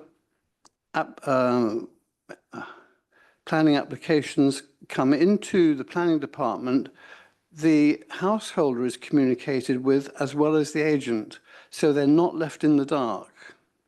Thank you. Can I totally agree? I put some bullet points underneath when I was talking about looking for evidence, saying failure to copy liability notices to homeowners directly, because as you say, they don't know what's going on and yet they're responsible for the money. Lack of guidance on procedural, which you've just raised. Allowing agents to act without verification from homeowners. Did we do a double check on that in the past? I don't know. And did we really have an adequate website with helplines early on in the process? I know we have now, but you know, we're looking back to the early days, because the whole point of this is to right past wrongs. That's what we're trying to do here. You know, we're trying to bring in, Councillor Goodrich mentioned natural justice, but we're trying to right past wrongs and just put it right for these residents who've suffered under this. So the only other one perhaps that I scribbled down that is that the executive looks at a broader review process. I'm tying it all up with what we've just said, you know, based on existing public law, ex gratia payments, the powers we have under other acts and public law principles. So, you know, if we're tying ex gratia payments to maladministration, we don't require statutory authority to that. We can do that. You know, that's one of our powers. So I think it's important that we do seek a simpler process, including these ex gratia payments. We ask the executive to look into that. Is everyone agreed on that as well? So have we missed anything out? People have been making copious notes. Anybody? Chris, have we got anything? Anybody got any other things that we've missed? Anybody not on the committee can jog my memory. Can I suggest that perhaps Chris reads through the Yes, recommendations by all we've got, means. and then Yeah. we'll take a vote from Yeah, the that committees. sounds a good idea. Okay, so I've got 5 key recommendations here. Do correct me if I've got anything wrong or if you feel that I've missed anything. So I've got that the executive should consider offering a full review to every householder, regardless of who made errors, and possible full financial settlement as determined by the appointed independent person, which could be ex gratia, would be considered, which could be funded by the SIL interest fund, which would be funded by SIL interest. I've got another one, which is that the executive considers a broader definition of what an error of the council may mean, including signposting since 2019. I've got that the executive ensures that the operational briefing to the independent facilitator takes the same governance route as this report, i.e. audit and risk, overview and scrutiny, executive and council. And I've got that the executive review the evidence to see what checks and balances were in place from 2019 against which can be judged. And finally, that the executive considers a broader review process. Yes, I think that probably needs adding out a bit. Is there anything you'd like me to add to it?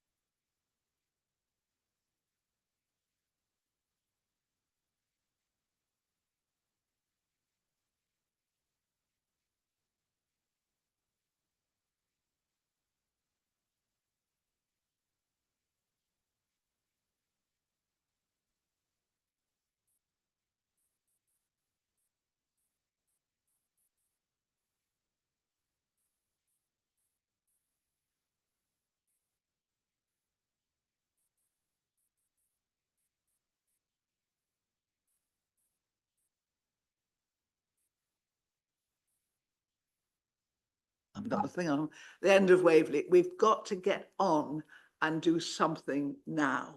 You know, we have the powers to do something. And I think what's on offer in the original recommendation is just not enough, not quickly enough, and not encompassing enough of the residents affected. Councillor Clark?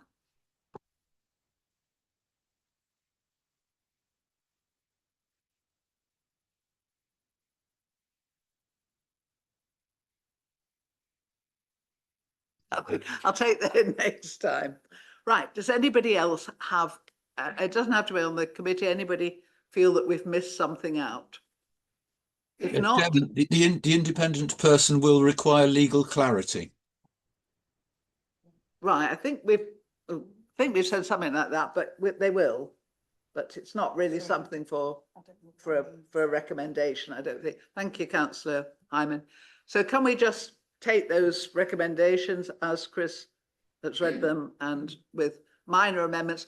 If you suddenly feel a piece of wording coming into your head and you're desperate, you know, do send something to Chris if you think we've missed out a word. Have we done a good enough job? Have we actually looked at what we're supposed to be looking at? Everyone quite happy with that?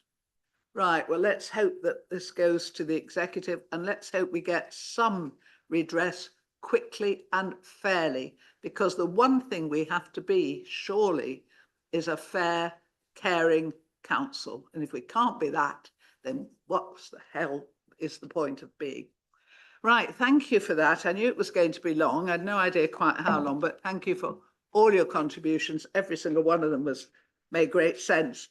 And apologies again, I've apologised already to Eve for the delay. I see we've lost one of our team already, had to go off and do better things, did he? But we're looking now at the Safer Waverley Partnership, which is something that this committee really admires. You are, thank you, Claire. Right, Eva, you're going to start us off, are you? Oh, Sam, sorry. Thank you, Madam Chair. Good evening, everybody. I'm Sam Hutchison, the Assistant Director for Community Services, and I lead a wonderful team on the community safety partnerships across Guildford and Waverley. With me this evening to help the committee is Vicky Grinter, who is our cohesion manager and resettlement manager for both Guildford and Waverley. And of course, Eve, who the committee know, is our community safety partnership officer and who has done a tremendous amount of work on this review for the committee. And obviously we work in the directorate of Julian, so housing, communities and environment. You will have received the report, committee, and it starts on page 103 of your agenda pack and provides you with the opportunity to scrutinise the work of Waverley's Community Safety Partnership, and it's known locally as the Safer Waverley Partnership. So sometimes we get this all mixed up.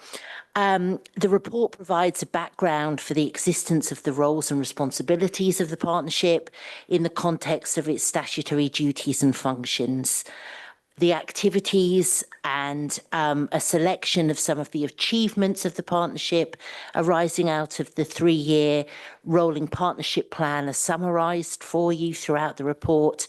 And in Appendix 1, there is the action plan for 2024-25, which shows the end of year status of the actions with outcomes. We have lost the borough Inspector Rob Bryant. He had other duties to go to. He will be able to, he was hoping today to give a verbal update on the retail crime data, to provide a verbal update, but we will ensure that the committee gets that. It is yellow highlight in the report for you that says awaiting data from the Surrey Police, but we will send that on to you. The rolling 3-year partnership plan for 25 to 28 has been refreshed to include a new priority for hate crime and community cohesion, in recognition that hate crime is often hidden in antisocial behaviour, and there is a link between hate crime and extremism, as we saw in July 24 with the murder of 3 young girls in Southport and the anti-Muslim and anti-migrant violent disorder that broke out across the country. In contrast, where there are cohesive communities, this can play a significant role in preventing hate. The new rolling plan also expands the focus on domestic abuse to include violence against women and girls, to reflect a wider Surrey and national priority to ensure these are reflected at the local level. Both areas have had needs assessments carried out in the partnership, but we'll be looking at how we translate this to our local action plan. The draft partnership plan for 25-28 is in Appendix 2 for you, and we would welcome the committee comments and feedback to the statutory members of the partnership, which we will give back to them on the 10th of July. I would like to reiterate to the committee that this is a partnership report. We're representing the partnership and will therefore feed back anything that you have to say and your comments to them. We'd like the committee to know that we are looking to mirror community safety teams across both of our councils. Vicky already manages teams across both Guildford and Waverley and has taken this up as well. In March this year, the statutory members of both Waverley and Guildford Community Safety Partnerships agreed to form a joint Guildford and Waverley Community Safety Partnership Executive Group, which is the overarching board. The terms of reference of this group are there for you in Appendix 3. In terms of the community safety partnerships, please be assured that they will both remain as separate community safety partnerships at an operational level, an executive board overarching, but both sovereign at operational level. So the multi-agency groups like CHARM, JAG and SOCJAG will take place in Waverley and will also take place in Guildford. Both boroughs will have separate partnership plans, but we will be looking to mirror the ways in which it makes sense to do so. But we'll also ensure, and this is an absolute priority, that local priorities are still identified at the local level, recognising local need, because that is their purpose.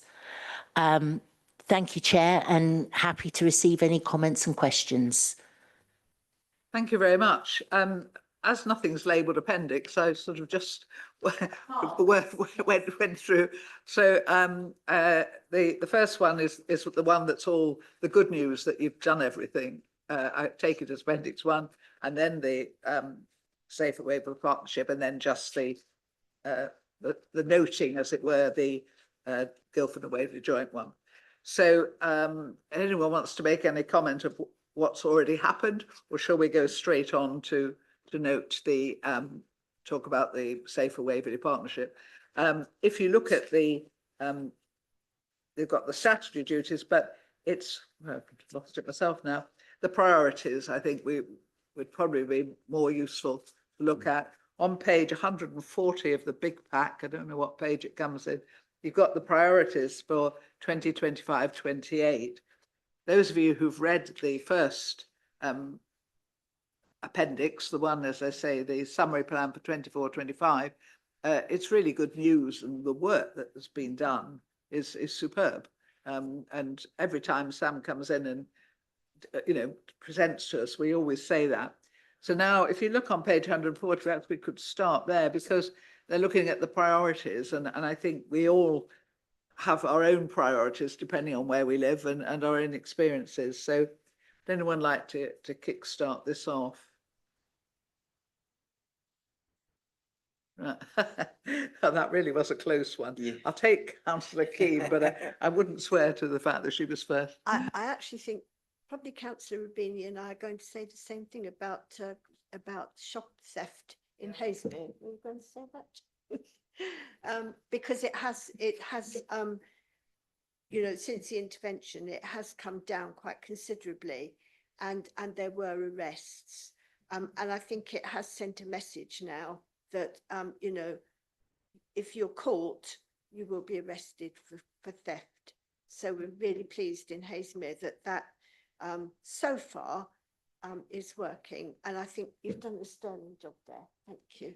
Is that what you were going to say? No. I would say Councillor Rubini now, but you're absolutely right. I mean, some of the work that has been done in the local areas, you can see the results, with the rural crime or the shop crime, and it's just really a delight to read of the success. Councillor Rubini. Yes, thank you. I'd like to echo what a good report this is, and most of it is 100% spot on and looks very good for the future. There are three minor points I wanted to bring up. First was a question on page 6 or 108, which talks about 51 disruptions regarding targeting criminality in the Dunsfold area. Dunsfold is a very small village. I fail to see why that is so high in this sort of criminality. I'm assuming that we've looked at that and coming up with some answers as to why. Does anyone know why Dunsfold, the lawless area of Waverley? I can answer that, Chair. I think probably what would be better, unfortunately, that would be a question for the inspector to answer. There is some targeted work that's going on in the Dunsfold area that's sort of taking place in a lot of different groups. Some of it is restricted information. So if we could perhaps ask Inspector Bryan just to provide a bit of a more detailed response around the disruptions, if he can just outline that for the committee. Yep, that's fine. My second question is about shoplifting. Can you supply when this DISC, D-I-S-C, is likely to be adopted? We've spoken about it for a long time and in different forums. I'd have thought by now it's time it's brought into operation, if we're going to. Thank you, Chair. I can answer that as well. So that is something it was hoping to be rolled out this year. There is a delay on it. We've got a meeting that's taking place. I think it's next week. It's going to be a question to, I think it's Chief Inspector Andy Hill, who has been rolling it out as to when we can get it rolled out in Waverley. But it is still on the list to be done, and it's very much going to be rolled out across the 3 bid areas. But obviously there isn't a bid in Hazlemere, but the town council is looking to potentially invest in it as well, so it will cover all 4 towns. Yes, we certainly wouldn't want to be left out. Thank you. My final question, I mean, I've got other questions, but these for tonight. You're talking here about ward members coming to some of the meetings.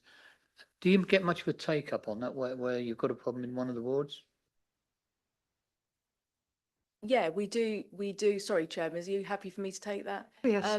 We would always invite all the ward members if we're going to set up a task and finish group. There hasn't been any in Hazlemere recently, so we wouldn't have invited anybody to those. But yeah, they normally do come along. Yeah. I obviously live in a very safe ward. Thank you. In the priorities, as I say, I know we've all got different numbers, but basically, you know, we've got community harm and antisocial behaviour, and I know that is something we all feel, and it's what we get most complaints from residents about. And there is something threatening, even when it's not actually threatening. If someone rides a bicycle across Gostre Meadow or any other park and narrowly misses you, you feel frightened for a minute, even though, you know, it's hardly a crime, but it is, you know, it's amazing how just small things can spoil your perception of an area. Domestic abuse, obviously, you know, really key area. Hate crime, and you've mentioned hate crime and community cohesion. Difficult thing, isn't it, always to work out quite what's spurring people to do what they do. And then the focus on crimes and community safety issues, which again, the partnership working that we've already seen from the previous years has really shone through. So can anybody think of anything that they should be looking at? Because I think you've covered it all here. You know, certainly from my point of view, you know, all I can say is keep up the good work. You know, it never ceases to amaze me how much you do. And it's all done behind the scenes and with our partners.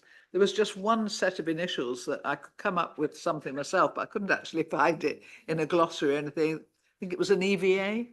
Sounded like electric vehicles, so I gave up. I couldn't, you know how normally you've put the main words at the beginning to help us out and then put the initials. And I thought, oh, you carried out an EVA. Chairman, would you like me to answer that? Yes, And please. So that's the environmental visual audit. So that's something, so we carried out one in Farnham. We had a task and finish group in Farnham. So multi-agency EVA, walk round with a tally chart and pick up things like litter, graffiti, you know, begging, sort of anything that you which might indicate a sort of crime disorder, antisocial behaviour problems. And then the view is you sort of tally it all up, you look at your problems, you take action, you go back, say 6 months later and do it again, and hopefully those things have been reduced. I didn't come up with environmental visual audit for some unknown reason. I came up with one or two similar things, but I didn't get any of the words right. Councillor Keane.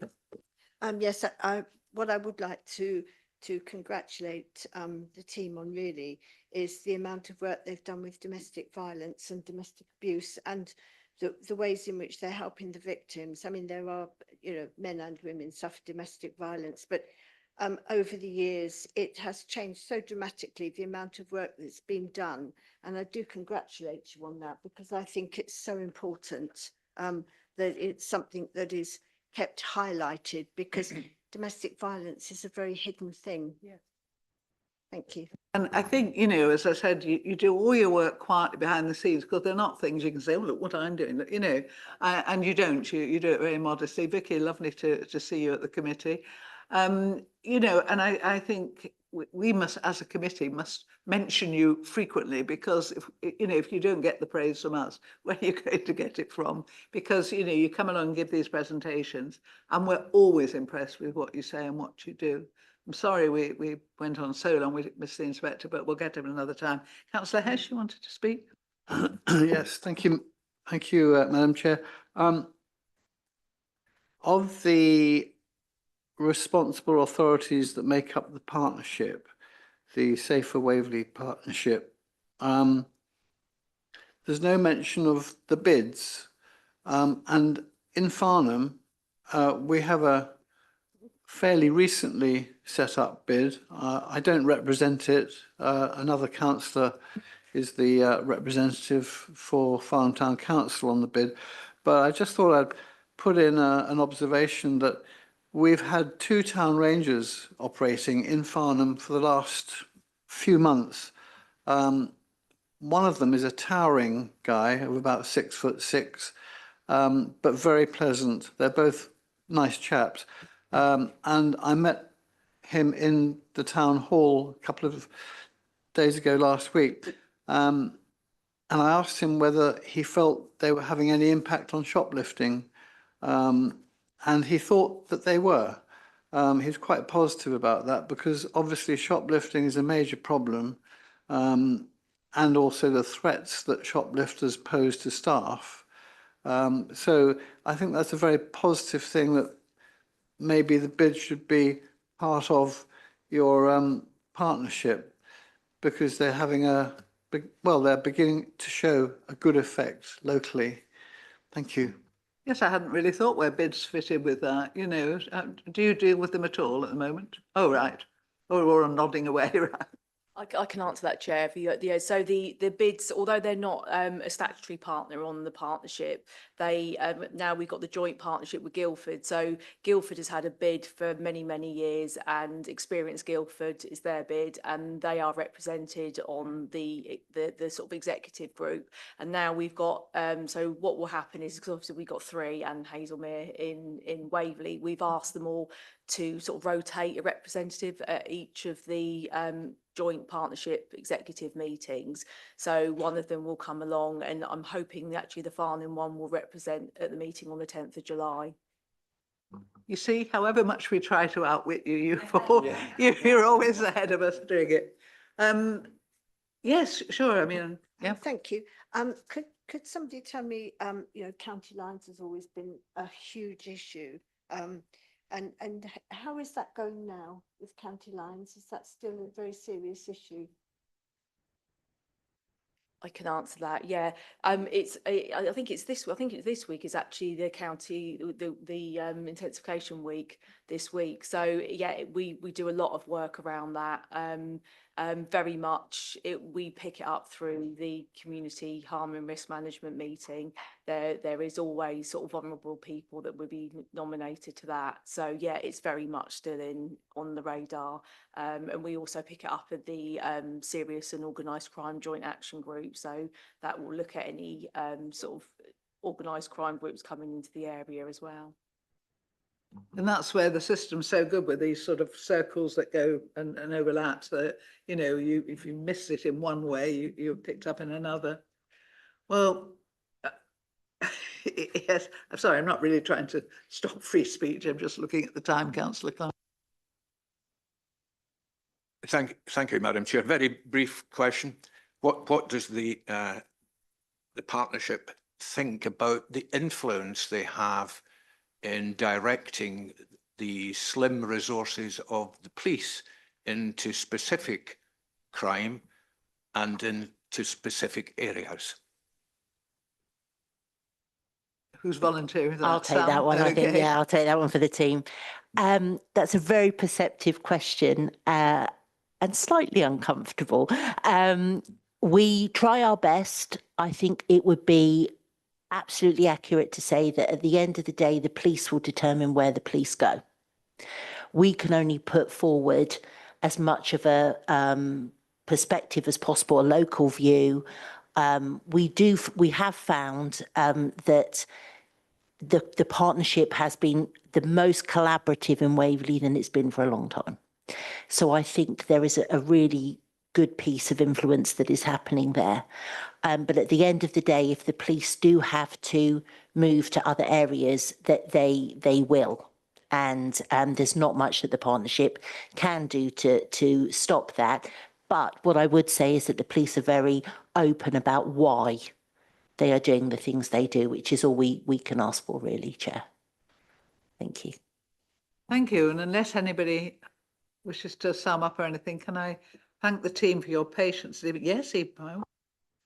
I just wanted to just end with, I know last time we came, Chair, you were keen sort of that we promoted, you know, the work that we do, and sort of particularly out with the community. Tomorrow in the outside Waitrose in Farnham, there will be a sort of scams fraud awareness event that's going on there. Crime Stoppers is taking part, Trading Standards are there, Surrey Police are there. I believe the fire service will be coming along. There will be a lot of us. We've got a stand in communities as well there, and we will be there. People can come up, pick up leaflets, books. There will also be teams of people going around Farnham down, you know, throughout the sort of into the High Street and into the area, round to the Memorial Hall. So if anybody's around in Farnham tomorrow, it's between 10 and 2 that we will be there. Thank you for that. Am I remembering accurately that you and I did something similar in Gostry Meadow once, and we had all these balloons and I was going great guns, and this lady came over to me and I thought she's going to say, what a wonderful job you're doing. And she told me I was killing all the cows in Surrey. So, so I had to apologise profusely for blowing up any more balloons, but I think we stopped at that point. But it was a shame because it was certainly raising awareness, which was the whole point of the day. But unfortunately, killing cows with my helium balloons. Sorry. Right, if that really is, so everyone in Farnham, see you between 10 and, what was the fan time? 10 and 2 tomorrow. Thank you very much again, and we look forward to Thank you seeing for you your in the support, future. Chair and No, committee. Thank you you. deserve every bit of it. Right, if we can move quickly on then to grounds maintenance, which is the next one, unless I've missed something. This was, of course, brought back to us because we didn't have complete information or accurate information at the last council, and we're having an update at this committee meeting.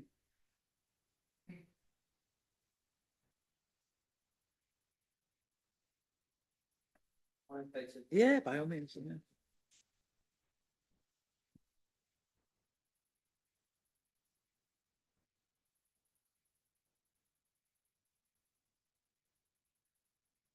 Sorry. Excuse me, Madam Chairman.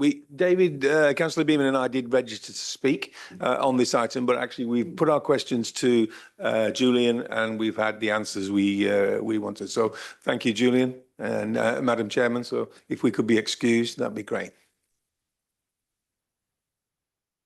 That's absolutely fine.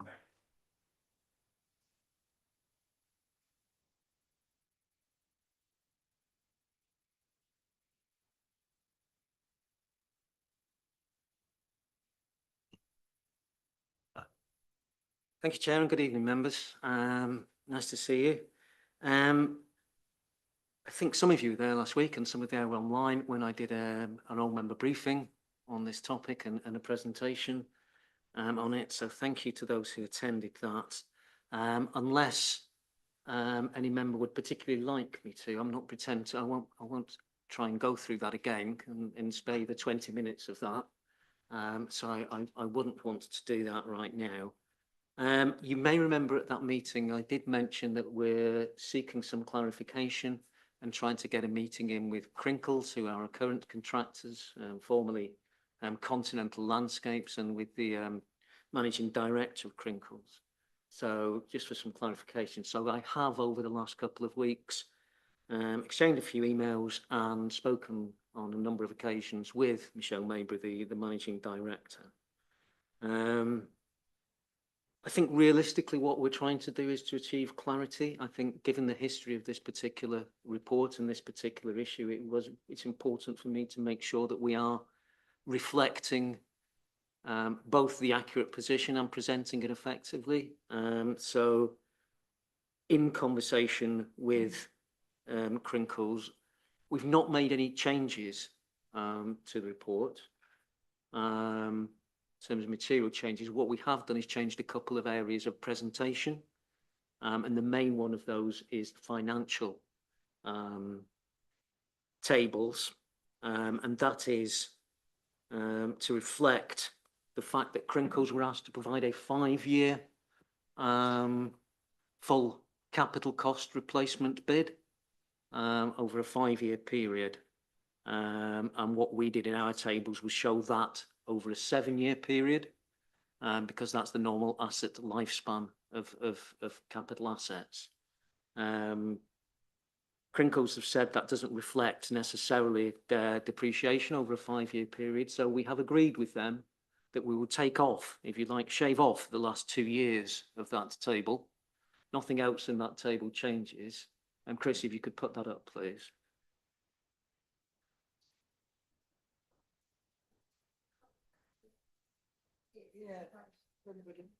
No idea, but I can press some. I can press some buttons. Yeah. Entrance and public main window and central main projector room. Got it? Yeah. That's done. You never know when you're pressing buttons what's going to happen, do you? Like that. So as you'll hopefully be able to see from that top table there, this now table only goes up to year 5, which is what Crinkles have asked us to do, to show their financial position more in a representative way of what they've been asked to bid for. Nothing has changed. All the figures are there. We just shaved off the end 2 rows. The net effect of that over the 5-year period rather than a 7-year period is clearly to make a difference to the costs over that 5-year period. So you'll see that the total costs over that 5 years are just over £8 million for Crinkles option, which is the dark green figure, and the council's option, including our capital costs, so is 7.5 million. Crinkles capital costs are included within their revenue costs because obviously that's a fee to us. They would obviously account for them themselves differently, but so both options include the full capital replacement of all the items. Ours is up front, Crinkles is over the period of that 5 years. There is still a £526,000 figure in favour of insourcing over that 5-year period. So I just wanted to point out that that is a clarification that Crinkles have asked us to make and that we have agreed with them to make. I do apologise that it's late in the day, but we have been having ongoing conversations with the managing director at Crinkles to make sure that they wanted us to reflect their position accurately, and I wanted to make sure that we gave them the chance to do that. So that is where we're up to. We also have, I think, Candice Keats, who's head of finance, online with us this evening because she's at the SITFA conference. So I don't know if she's still online, but if she's not, I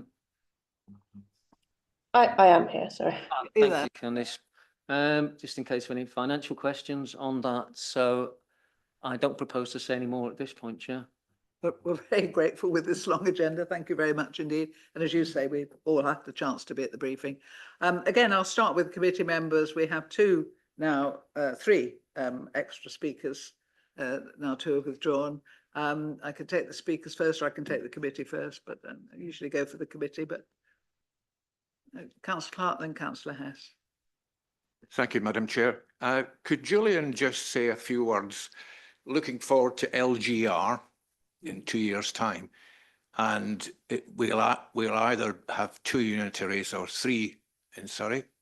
Could you just say a few words about the current in-house arrangements with the possible other borough councils that we may be merging with? Of course, thank you, Councillor. Yeah, I mean, at the moment, there are 2 councils that have insourced arrangements within the 6. One of those is stopping with an indication of wanting to come back in-house, which is, I think, Surrey Heath, within the next 2 years.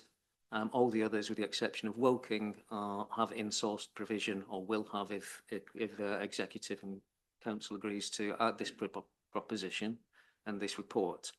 That means that either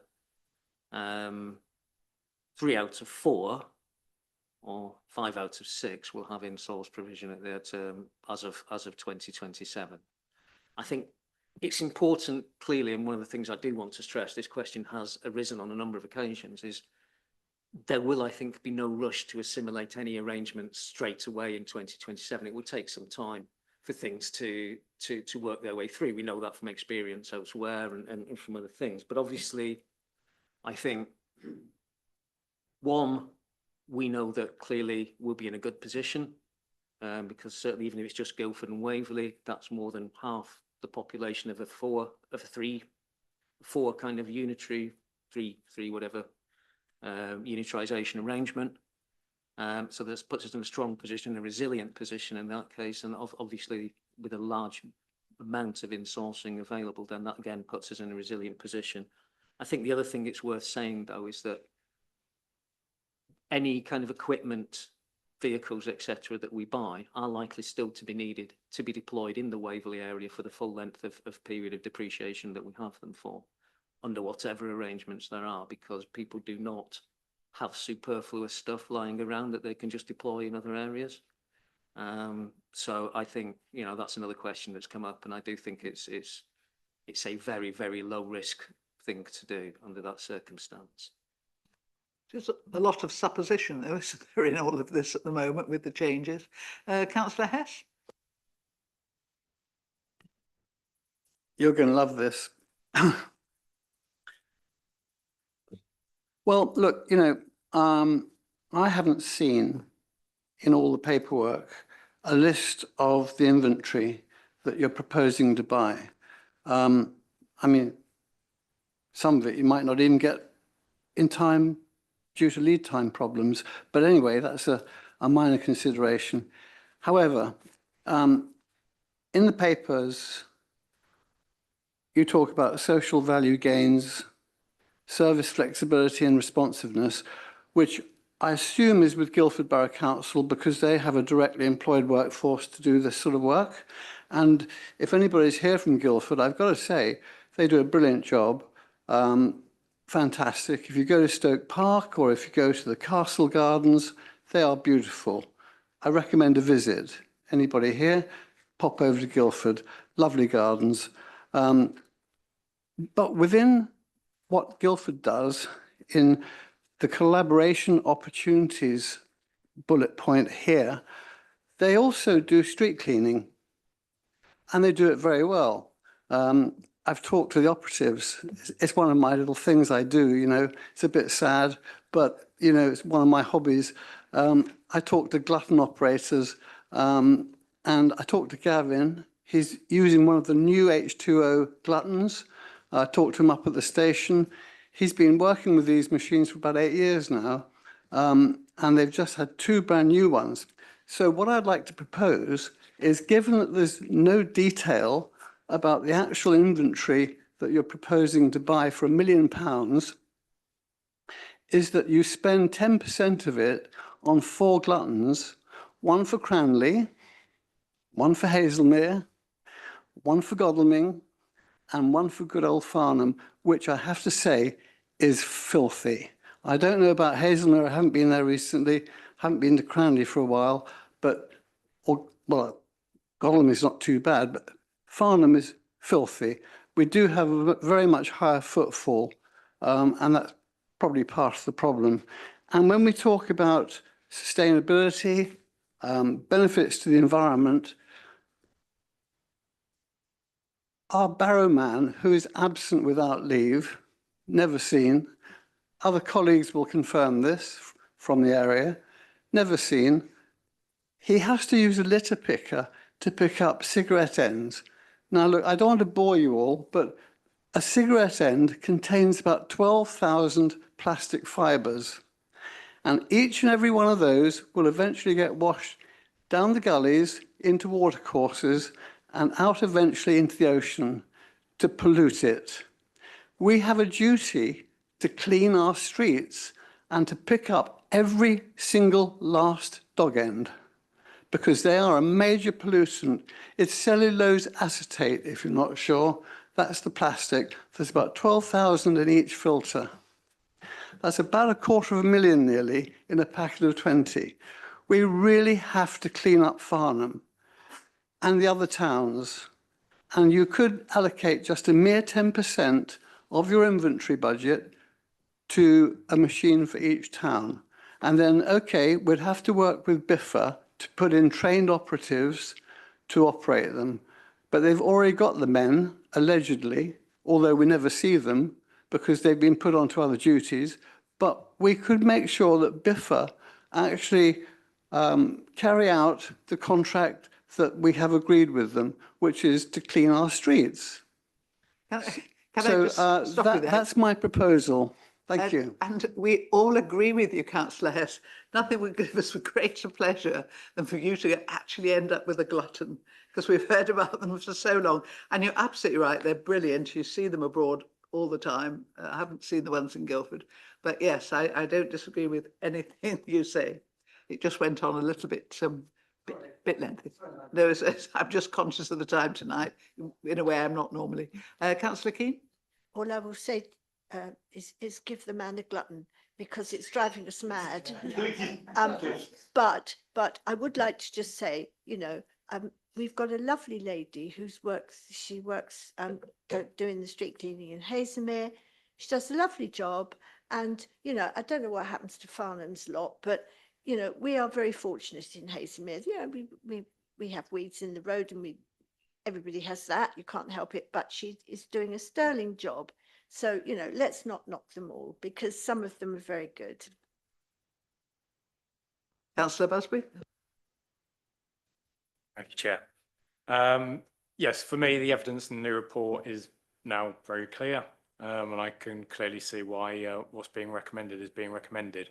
Can I ask, how confident are we that the service can be successfully mobilised by the 1st November deadline, given the need to procure equipment, vehicles, complete staff transfers, and are there any contingency plans in place for if that target date is not met, or if key equipment or staff are not in place in time? Thank you. Briefly, if you would. Yeah, of course. Thank you, Councillor. I mean, the answer to that is, if we were starting right now, I'd be concerned, but we have been planning this for some time, so we've been doing a lot of the work behind the scenes. We have a lot of the cheap information that we need. We know the inventory of stuff. We've been talking to providers, suppliers, etc.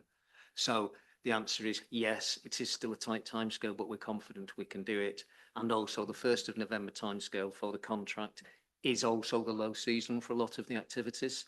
So it does mean that that is one contingency, is that a lot of the activities might not start till later February, March, etc. So there is a lead in time for some of them, although clearly some do carry on throughout the winter months. Councillor Austin?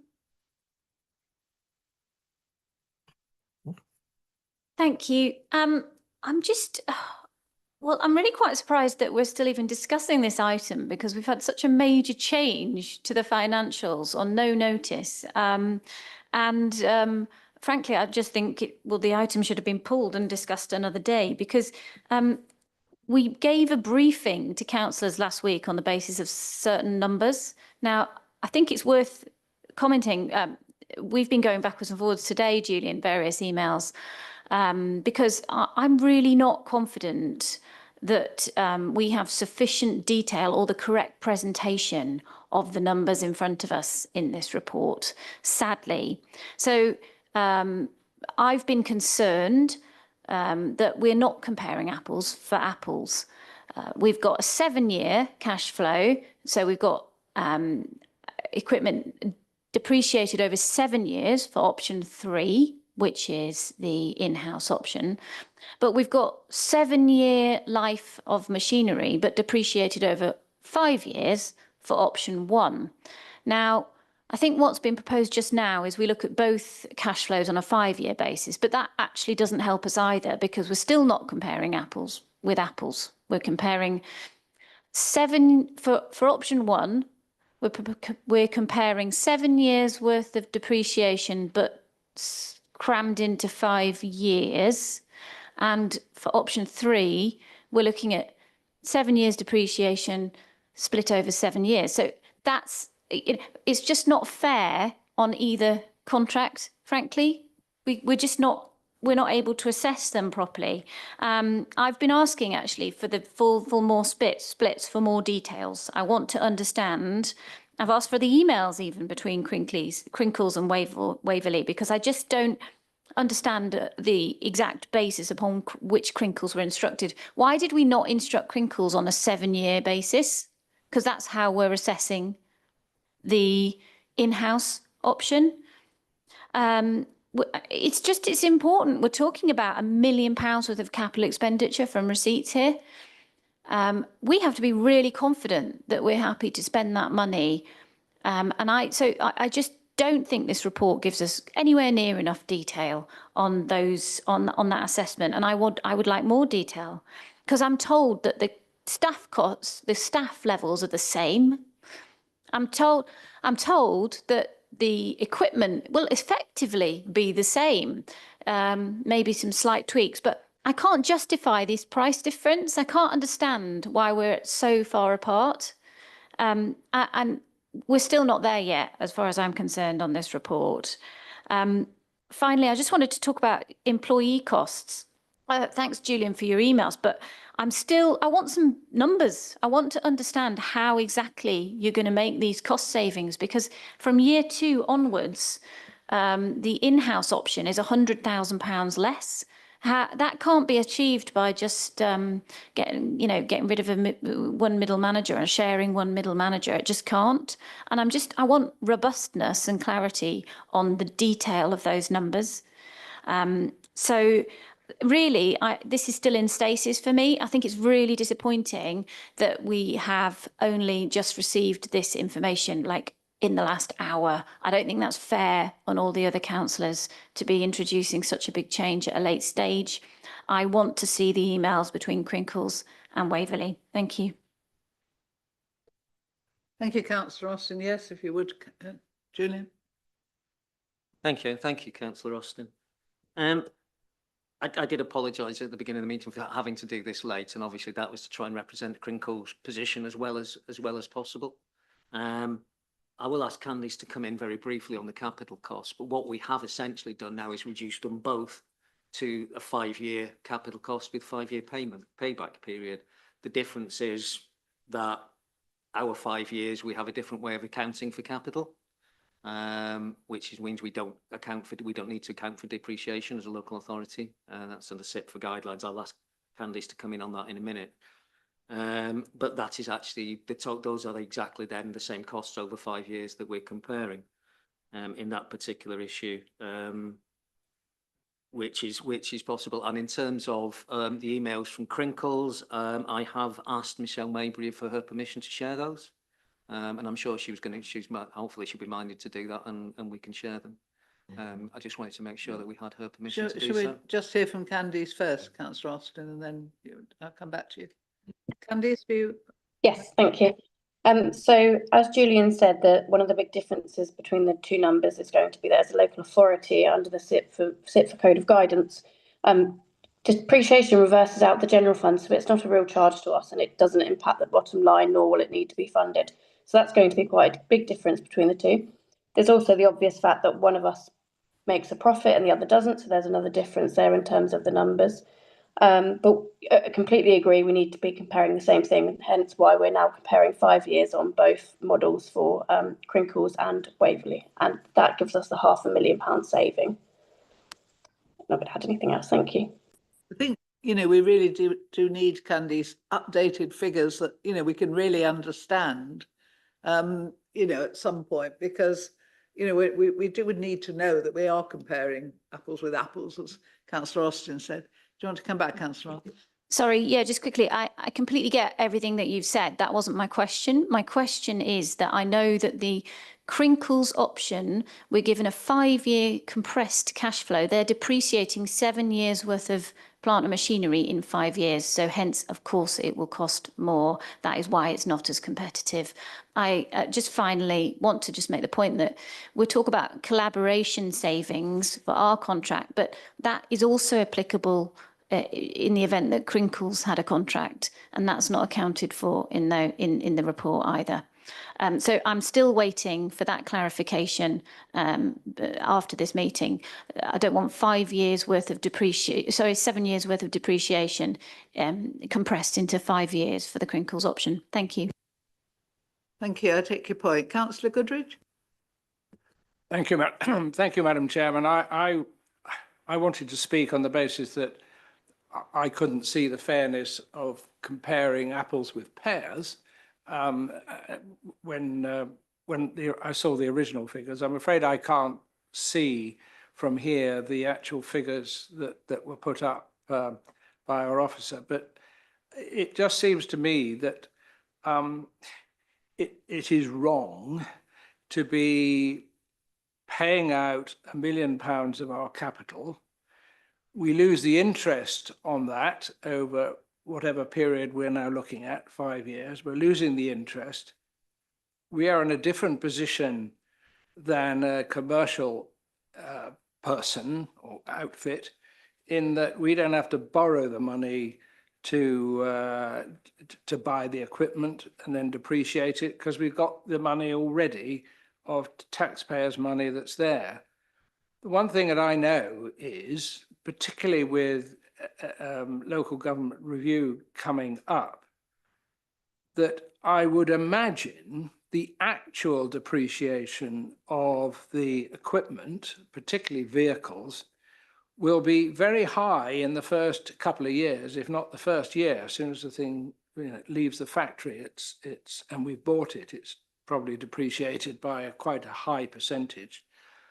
So that if we then did have a situation at local government review that a two-tier, two unitaries in Surrey did not want to go down this path, the actual depreciation when we then sell the equipment would be higher than the graph that we've imagined over a 5 or 7 year period. The other thing that, I mean, looking at the risks, key risks on page 164 and 165,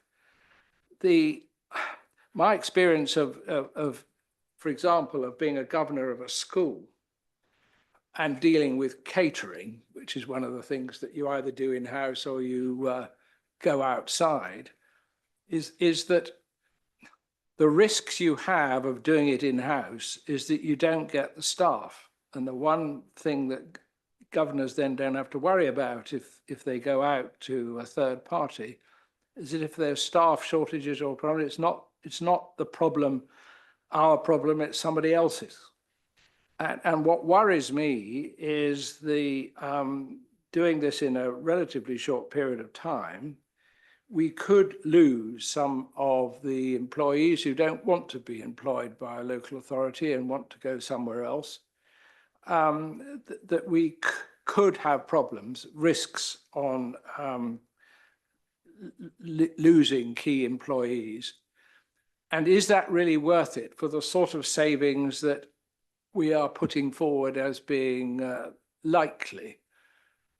I'm therefore very unhappy about it. I too would like to see, before full council decides on the money side of it, a properly explained how the interest and the capital repayments works out on a realistic basis, rather than saying, well, we've got £1 million in the bank, so we'll buy lots of equipment and do it ourselves, and it should be cheaper. Well, I don't want to take that risk personally, but I would like more information at full council, because the reason why we had to pull the report or pull the decision last time was because the confusion as to interest, capital repayments, is it in the schedule, how is it broken down, and so on and so forth, was missing. And here we are today, just before the meeting, and told that the figures you've been looking at over the weekend have now got to be all changed. Not satisfactory, and doesn't enable overview and scrutiny to do its job properly. Thank you. Thank you. I think we'll take for this meeting. I know I've got you, Councillor Hyman, to come, but I'd like to finish by 9:30 if we can. Not finish this item by 9:30. So we do want clarity. I think Julian and Candice have probably got that. We want total clarity on what we're comparing, total clarity on what's actual supposition and what is just presumption. You know, we really do need to make, when we're making this decision, absolute certainty that we're making the right decision with the best value. And it's an unbalanced decision, so it's not an easy one. So I'll take you, Councillor Hyman. Could you be as brief as possible, as you were last time? Thank you. Well, thank you. If I quickly take us all the way back to last August, where the executive meeting of the 6th of August 2024, the minutes show us that it's on record that members were told an extension of 1 or 2 years, and I quote, would allow officers time to consider whether it's possible to deliver a future in-house service directly or through collaboration with Guildford Borough Council. So we don't know. But as far as I know, we haven't agreed that the collaboration with Guildford on this. The minutes go on to say this was also to be dependent on either option providing a best value alternative to the contract provided by Continental Landscape. So that's the aim here, is a matter of best value. And it was explained further at the meeting by Councillor Townsend, and I quote, so during the period of time we've been looking at the in-house solutions to see whether or not we could actually deliver this at a better value for residents. Currently, that doesn't seem possible. So last August, it wasn't possible. We found out when we got to March time that there was £1 million that hadn't really been included because Crinkles, as Mr. Hickson said, include it in their in what we pay them, the 1.3 million a year. Whereas we don't account for it in that same fashion ourselves, and we won't get into that deeply. But nevertheless, what we had was a £1 million gap where it would cost us more because we matched up our revenue with with Crinkle's total costs. That £1 million gap that we had effectively getting on for a year ago suddenly managed to change when we got the papers a couple of weeks ago, a week or two ago, into £1.26 million better off with Waverley. That amazes me because Crinkles obviously have far greater experience in running businesses, and you don't want councils running businesses generally. That's why virtually everybody outsources things these days. You do get great things from councils doing things in-house, but usually it costs more. It pays more, all sorts of reasons why. I questioned whether the extent to which this was perhaps creative accounting. It was our private briefing last week, and we found out that I really do thank Mr. Hickson for being honest with us and telling us about the changes that have had to have been made this afternoon, and bringing that forward, being honest with the committee, because obviously it does affect. We need to know how much this is really likely to affect the viability. So I absolutely agree 100% with what Councillor Austin has said, and Councillor Goodrich echoing it, we can't scrutinise this. We need the details, Chairman. So you're right. This should not have been gone forward tonight, really, in my view. I can understand not wanting to put it at the last minute and the time scale that people are on, but this has got to be done properly, and it's not being. We know that. We're being told by the council that the council were wrong last year with what they worked out. Obviously, that minus a million's changed into plus 1.26 million. Suddenly tonight, we've lost £750,000 in the space of a couple of hours this afternoon. Thanks to Miss Maybury, thanks to Mr. Hickson, we're being told now we've lost £750,000 all of a sudden. How many more mistakes are we going to find? We've been told that members and residents were misled, seriously misled, in March and April. There was is there going to be a public apology? There was an apology in private, but I don't know whether there's going to be a public one. I hope so. We've just corrected the figures again. So, we're saying basically we can trust this, what's in front of us. How can you honestly, as members of the committee with a responsibility to look at this properly, you've just been told that we've lost £750,000. How much more? Is it apples and pears, as we've been saying for a long time? That's what we need to be comparing. We just can't do that now, Chairman. So I think that has to be a simple message. We can't look at this tonight properly, and this needs to be brought back and looked at properly when we've had a chance to look at the figures with more details, as Councillor Austin's quite correctly said. I'll leave it at that, other than I think Mr. Councillor Hess might find that Biffa have some responsibilities within their contract for street cleaning, so I don't think it's straightforward to just go spend money on a different contract with that. Yes, the committee certainly need more details. I'm sorry, I know that that's the work that Candice and others have been trying to put into this to get to get something for us, but it's not finished, it's not done, and it shouldn't be in front of us. It should have been pulled. Thanks very much, Chairman. Thank you.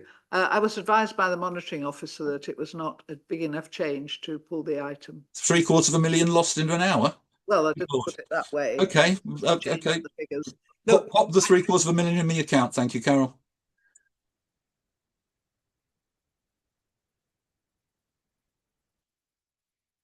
I must just, when Mr.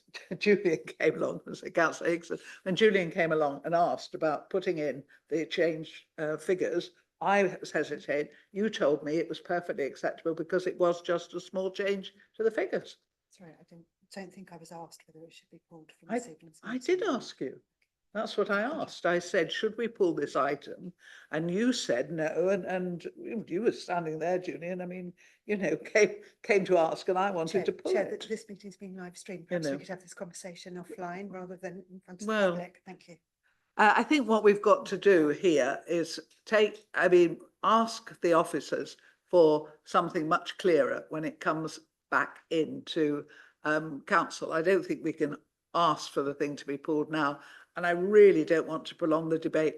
You know, we've got to look at the KPIs. So, you know, yes, I was going to come back to you. Don't worry. Yeah. Sorry, Chair. Thank you. I just want to make the point that no figures have changed. The only thing that has changed is a table has been cut short to better reflect Crinkle's position, certainly not to better reflect the council's position on insourcing. So no figures have actually changed, but the presentation of those figures has changed as a request by our contractor. So we have not changed any figures. Sorry, Councillor Hess. I was just going to say, no figures have changed tonight. All that has changed is the presentation of one table at a request of Crinkles, our contractors, not to show Crinkles in a worse light. It shows their bid in a more accurate light in terms of in their provision. So we haven't changed anything. We've just changed the presentation of a table at their Crinkles request. So there's not a change to the numbers. I think, you know, one of the issues is that the numbers were so sensitive last time. And that's why when you asked about the numbers, I was very sensitive this time because, you know, we've been here before and it's very, very difficult when we're looking at something as important as this, that we do need the correct figures. We do need the, you know, to make sure we understand the figures and we understand. I really want to finish now and just pass on all the comments that we've made, which is clarity on numbers for the next thing, clarity on the depreciation, clarity on you know, all the issues rather than just these sort of high level. Basically, there's an awful lot of, going back to my word, supposition in this. And it's very difficult when you're trying to make a reasoned judgment on the finances of a council to do it on supposition. So if you're quite happy with that, committee, I would like to suggest that we ask the officers to do a thorough look again at all the figures and all the items that have been brought up. I'm sure Chris has been marking down what people have raised and make sure that this comes back in. Councillor Austin, you indicated, but can it be very brief, please? Sorry, thank you. I just very strongly feel that we shouldn't be discussing this. It's a fundamental change. It's not about shortening a table. It's a cash flow. It's a cash flow, and that is the exact problem we had before, and we've got the exact problem again. I'm really disappointed that we're not addressing this now. Sorry. Thanks, Carol. I mean, one of the big issues with it coming back tonight, along with everything else, is that, you know, time is limited. And you know how I hate to stifle debate, especially amongst the committee. But I think, you know, we've made our feelings clear as to what we want. And I suggest perhaps, Julian, we could clarify in writing what we would like to see on the night. Candy's still there. Candice, because, you know, if we're uncertain about what we're actually looking at, we cannot make an informed decision. I mean, it's as simple as that. So if we could possibly do that and see if we can get clarity before the next council meeting. Thank you, everyone. Thank you, Candice and Jerry online as well. And we move over to the star of the evening. Jenny, come and take your place. You've been absolutely brilliant to sit through all of this. I do apologise, but could you present your report? Thank you, Chair, and good evening, councillors. The report presented this evening is the Q4 performance report, which is for the period of January to March 2025. The report is from page 190 of your agenda pack. The corporate priorities which this committee scrutinises are a more sustainable borough, a more prosperous borough, and a more inclusive borough. The relevant performance data and information can be found from 195 of your agenda pack. Myself or other officers present are happy to answer any questions you have. And if we are unable to answer them, we will come back to you with a written response. I would also like to just mention that we are in the process of doing a thorough KPI review, which will involve this and the other ONS committees. We'll be doing this over the summer and hopefully we'll have a date for that soon. Thank you. Thank you very much. And if you remember the new format, sort of page 192, 193 is the overall, remembering that we are the first three, sustainable, prosperous, inclusive. And it all looks pretty good, doesn't it? And then when you turn the pages, you get the more detail of what it is. But looking at the just the colours, keep it simple on those 2 pages, it's good news, goodish news anyway. So let's move on then to the more detailed. If anyone wishes to comment on any issue, we'll go through, starting with the tree applications. Fly tipping, do raise any issues as we go through these. Again, if you look at the final quarter, which is what we're looking at, it's all good news. Well done to everybody. Household waste sent for recycling. Yes, certainly. Thank you, Chair. Just could I ask a question on where the household waste? You know, we all had a note put on our dustbins about not putting food waste in our bins. Does that has that got better? Is that something you can answer?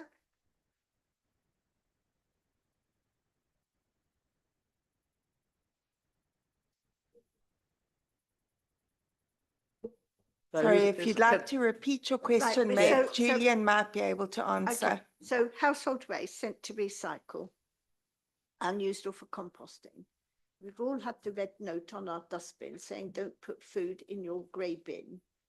Has that increased the amount of food waste bins that have been requested? Because, you know, I do worry that we're doing all this, but nobody's really composting their food waste, or very few people are. I just wondered. Chair, if I might, I understand there has been an uptake, councillor, in the number of food bins. I can't give the exact figures, but I can provide those at a later date. There is an uptake. It's always good news, isn't it, when you, as I say, you see an improvement. Moving on then to planning.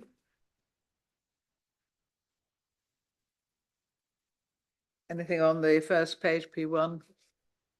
The all planning applications one. I mean, the numbers, although it's amber, you can see the numbers aren't dire, you know, yes, it's minuscule. And you can see on the major planning applications how well they are doing. Moving on to the non-major again, and the other ones. I mean, it's a good news story in terms of well, how we're dealing with the planning, which is good.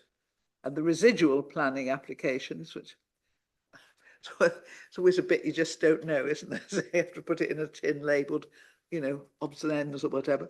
So the residual planning applications, again, all good news. On to the appeals, and again, this is always interesting because if you look at the red further down, further up, as it were, in 23, you know, the figures aren't very different, really, you know, in the great scheme of things. It's very much how it plays out and which inspector you've got. But again, I think we can be relatively pleased with that. Major planning appeals allowed, even better, look, and the non-major ones separate. I mean, there was a time, if you remember, in planning when it was all red. You know, I mean, we sort of it was hard. Enforcement cases, that's good news. We have one that's been going on for years in the Bourne, and when we're getting there, we've taken the top layer off, and we're actually moving on it, which is it's been superb. Because the enforcement team does a good job, and then the rest of the system messes it up, you know, with appeals and goodness knows what. So that's good. Local land charges, I never quite understand how that comes under our remit, but are my favourite food waste bins. I'm delighted to say it's green. This was the one that, I'm sorry, I slightly got the giggles last time. It's just having a target of wanting to miss 40 just amused me. But I know what they're trying to achieve. And given the amount of work, and I think Julian pointed this out last time, in fact, you know, they do jolly well, given the state of the borough. I just mean that in terms of the character of it, not the whatever. So it's all good news so far. We don't deal with housing benefit, do we? We more or less stop there. Where do we actually stop, Jenny? Let's hang on, that's more. Oh no, housing benefit comes under. You do. Comes under inclusive. Yes, I do apologise. There's always that sort of slight crossover, isn't there, into these? And inclusive, we also get the housing benefit claims. Again, slightly counterintuitive, really, because more financial to me than environmental or whatever. Careline, that's something. Remember, Jenny Else was always very keen on Careline, but again, that's good news. Leisure centres, difficult to assess this, isn't it, at the moment with the ledger? Can you clarify anything for us? Yeah, it is difficult because we've had a change in who's running the leisure centres. But if you read the narrative there, it really, really is a good news story.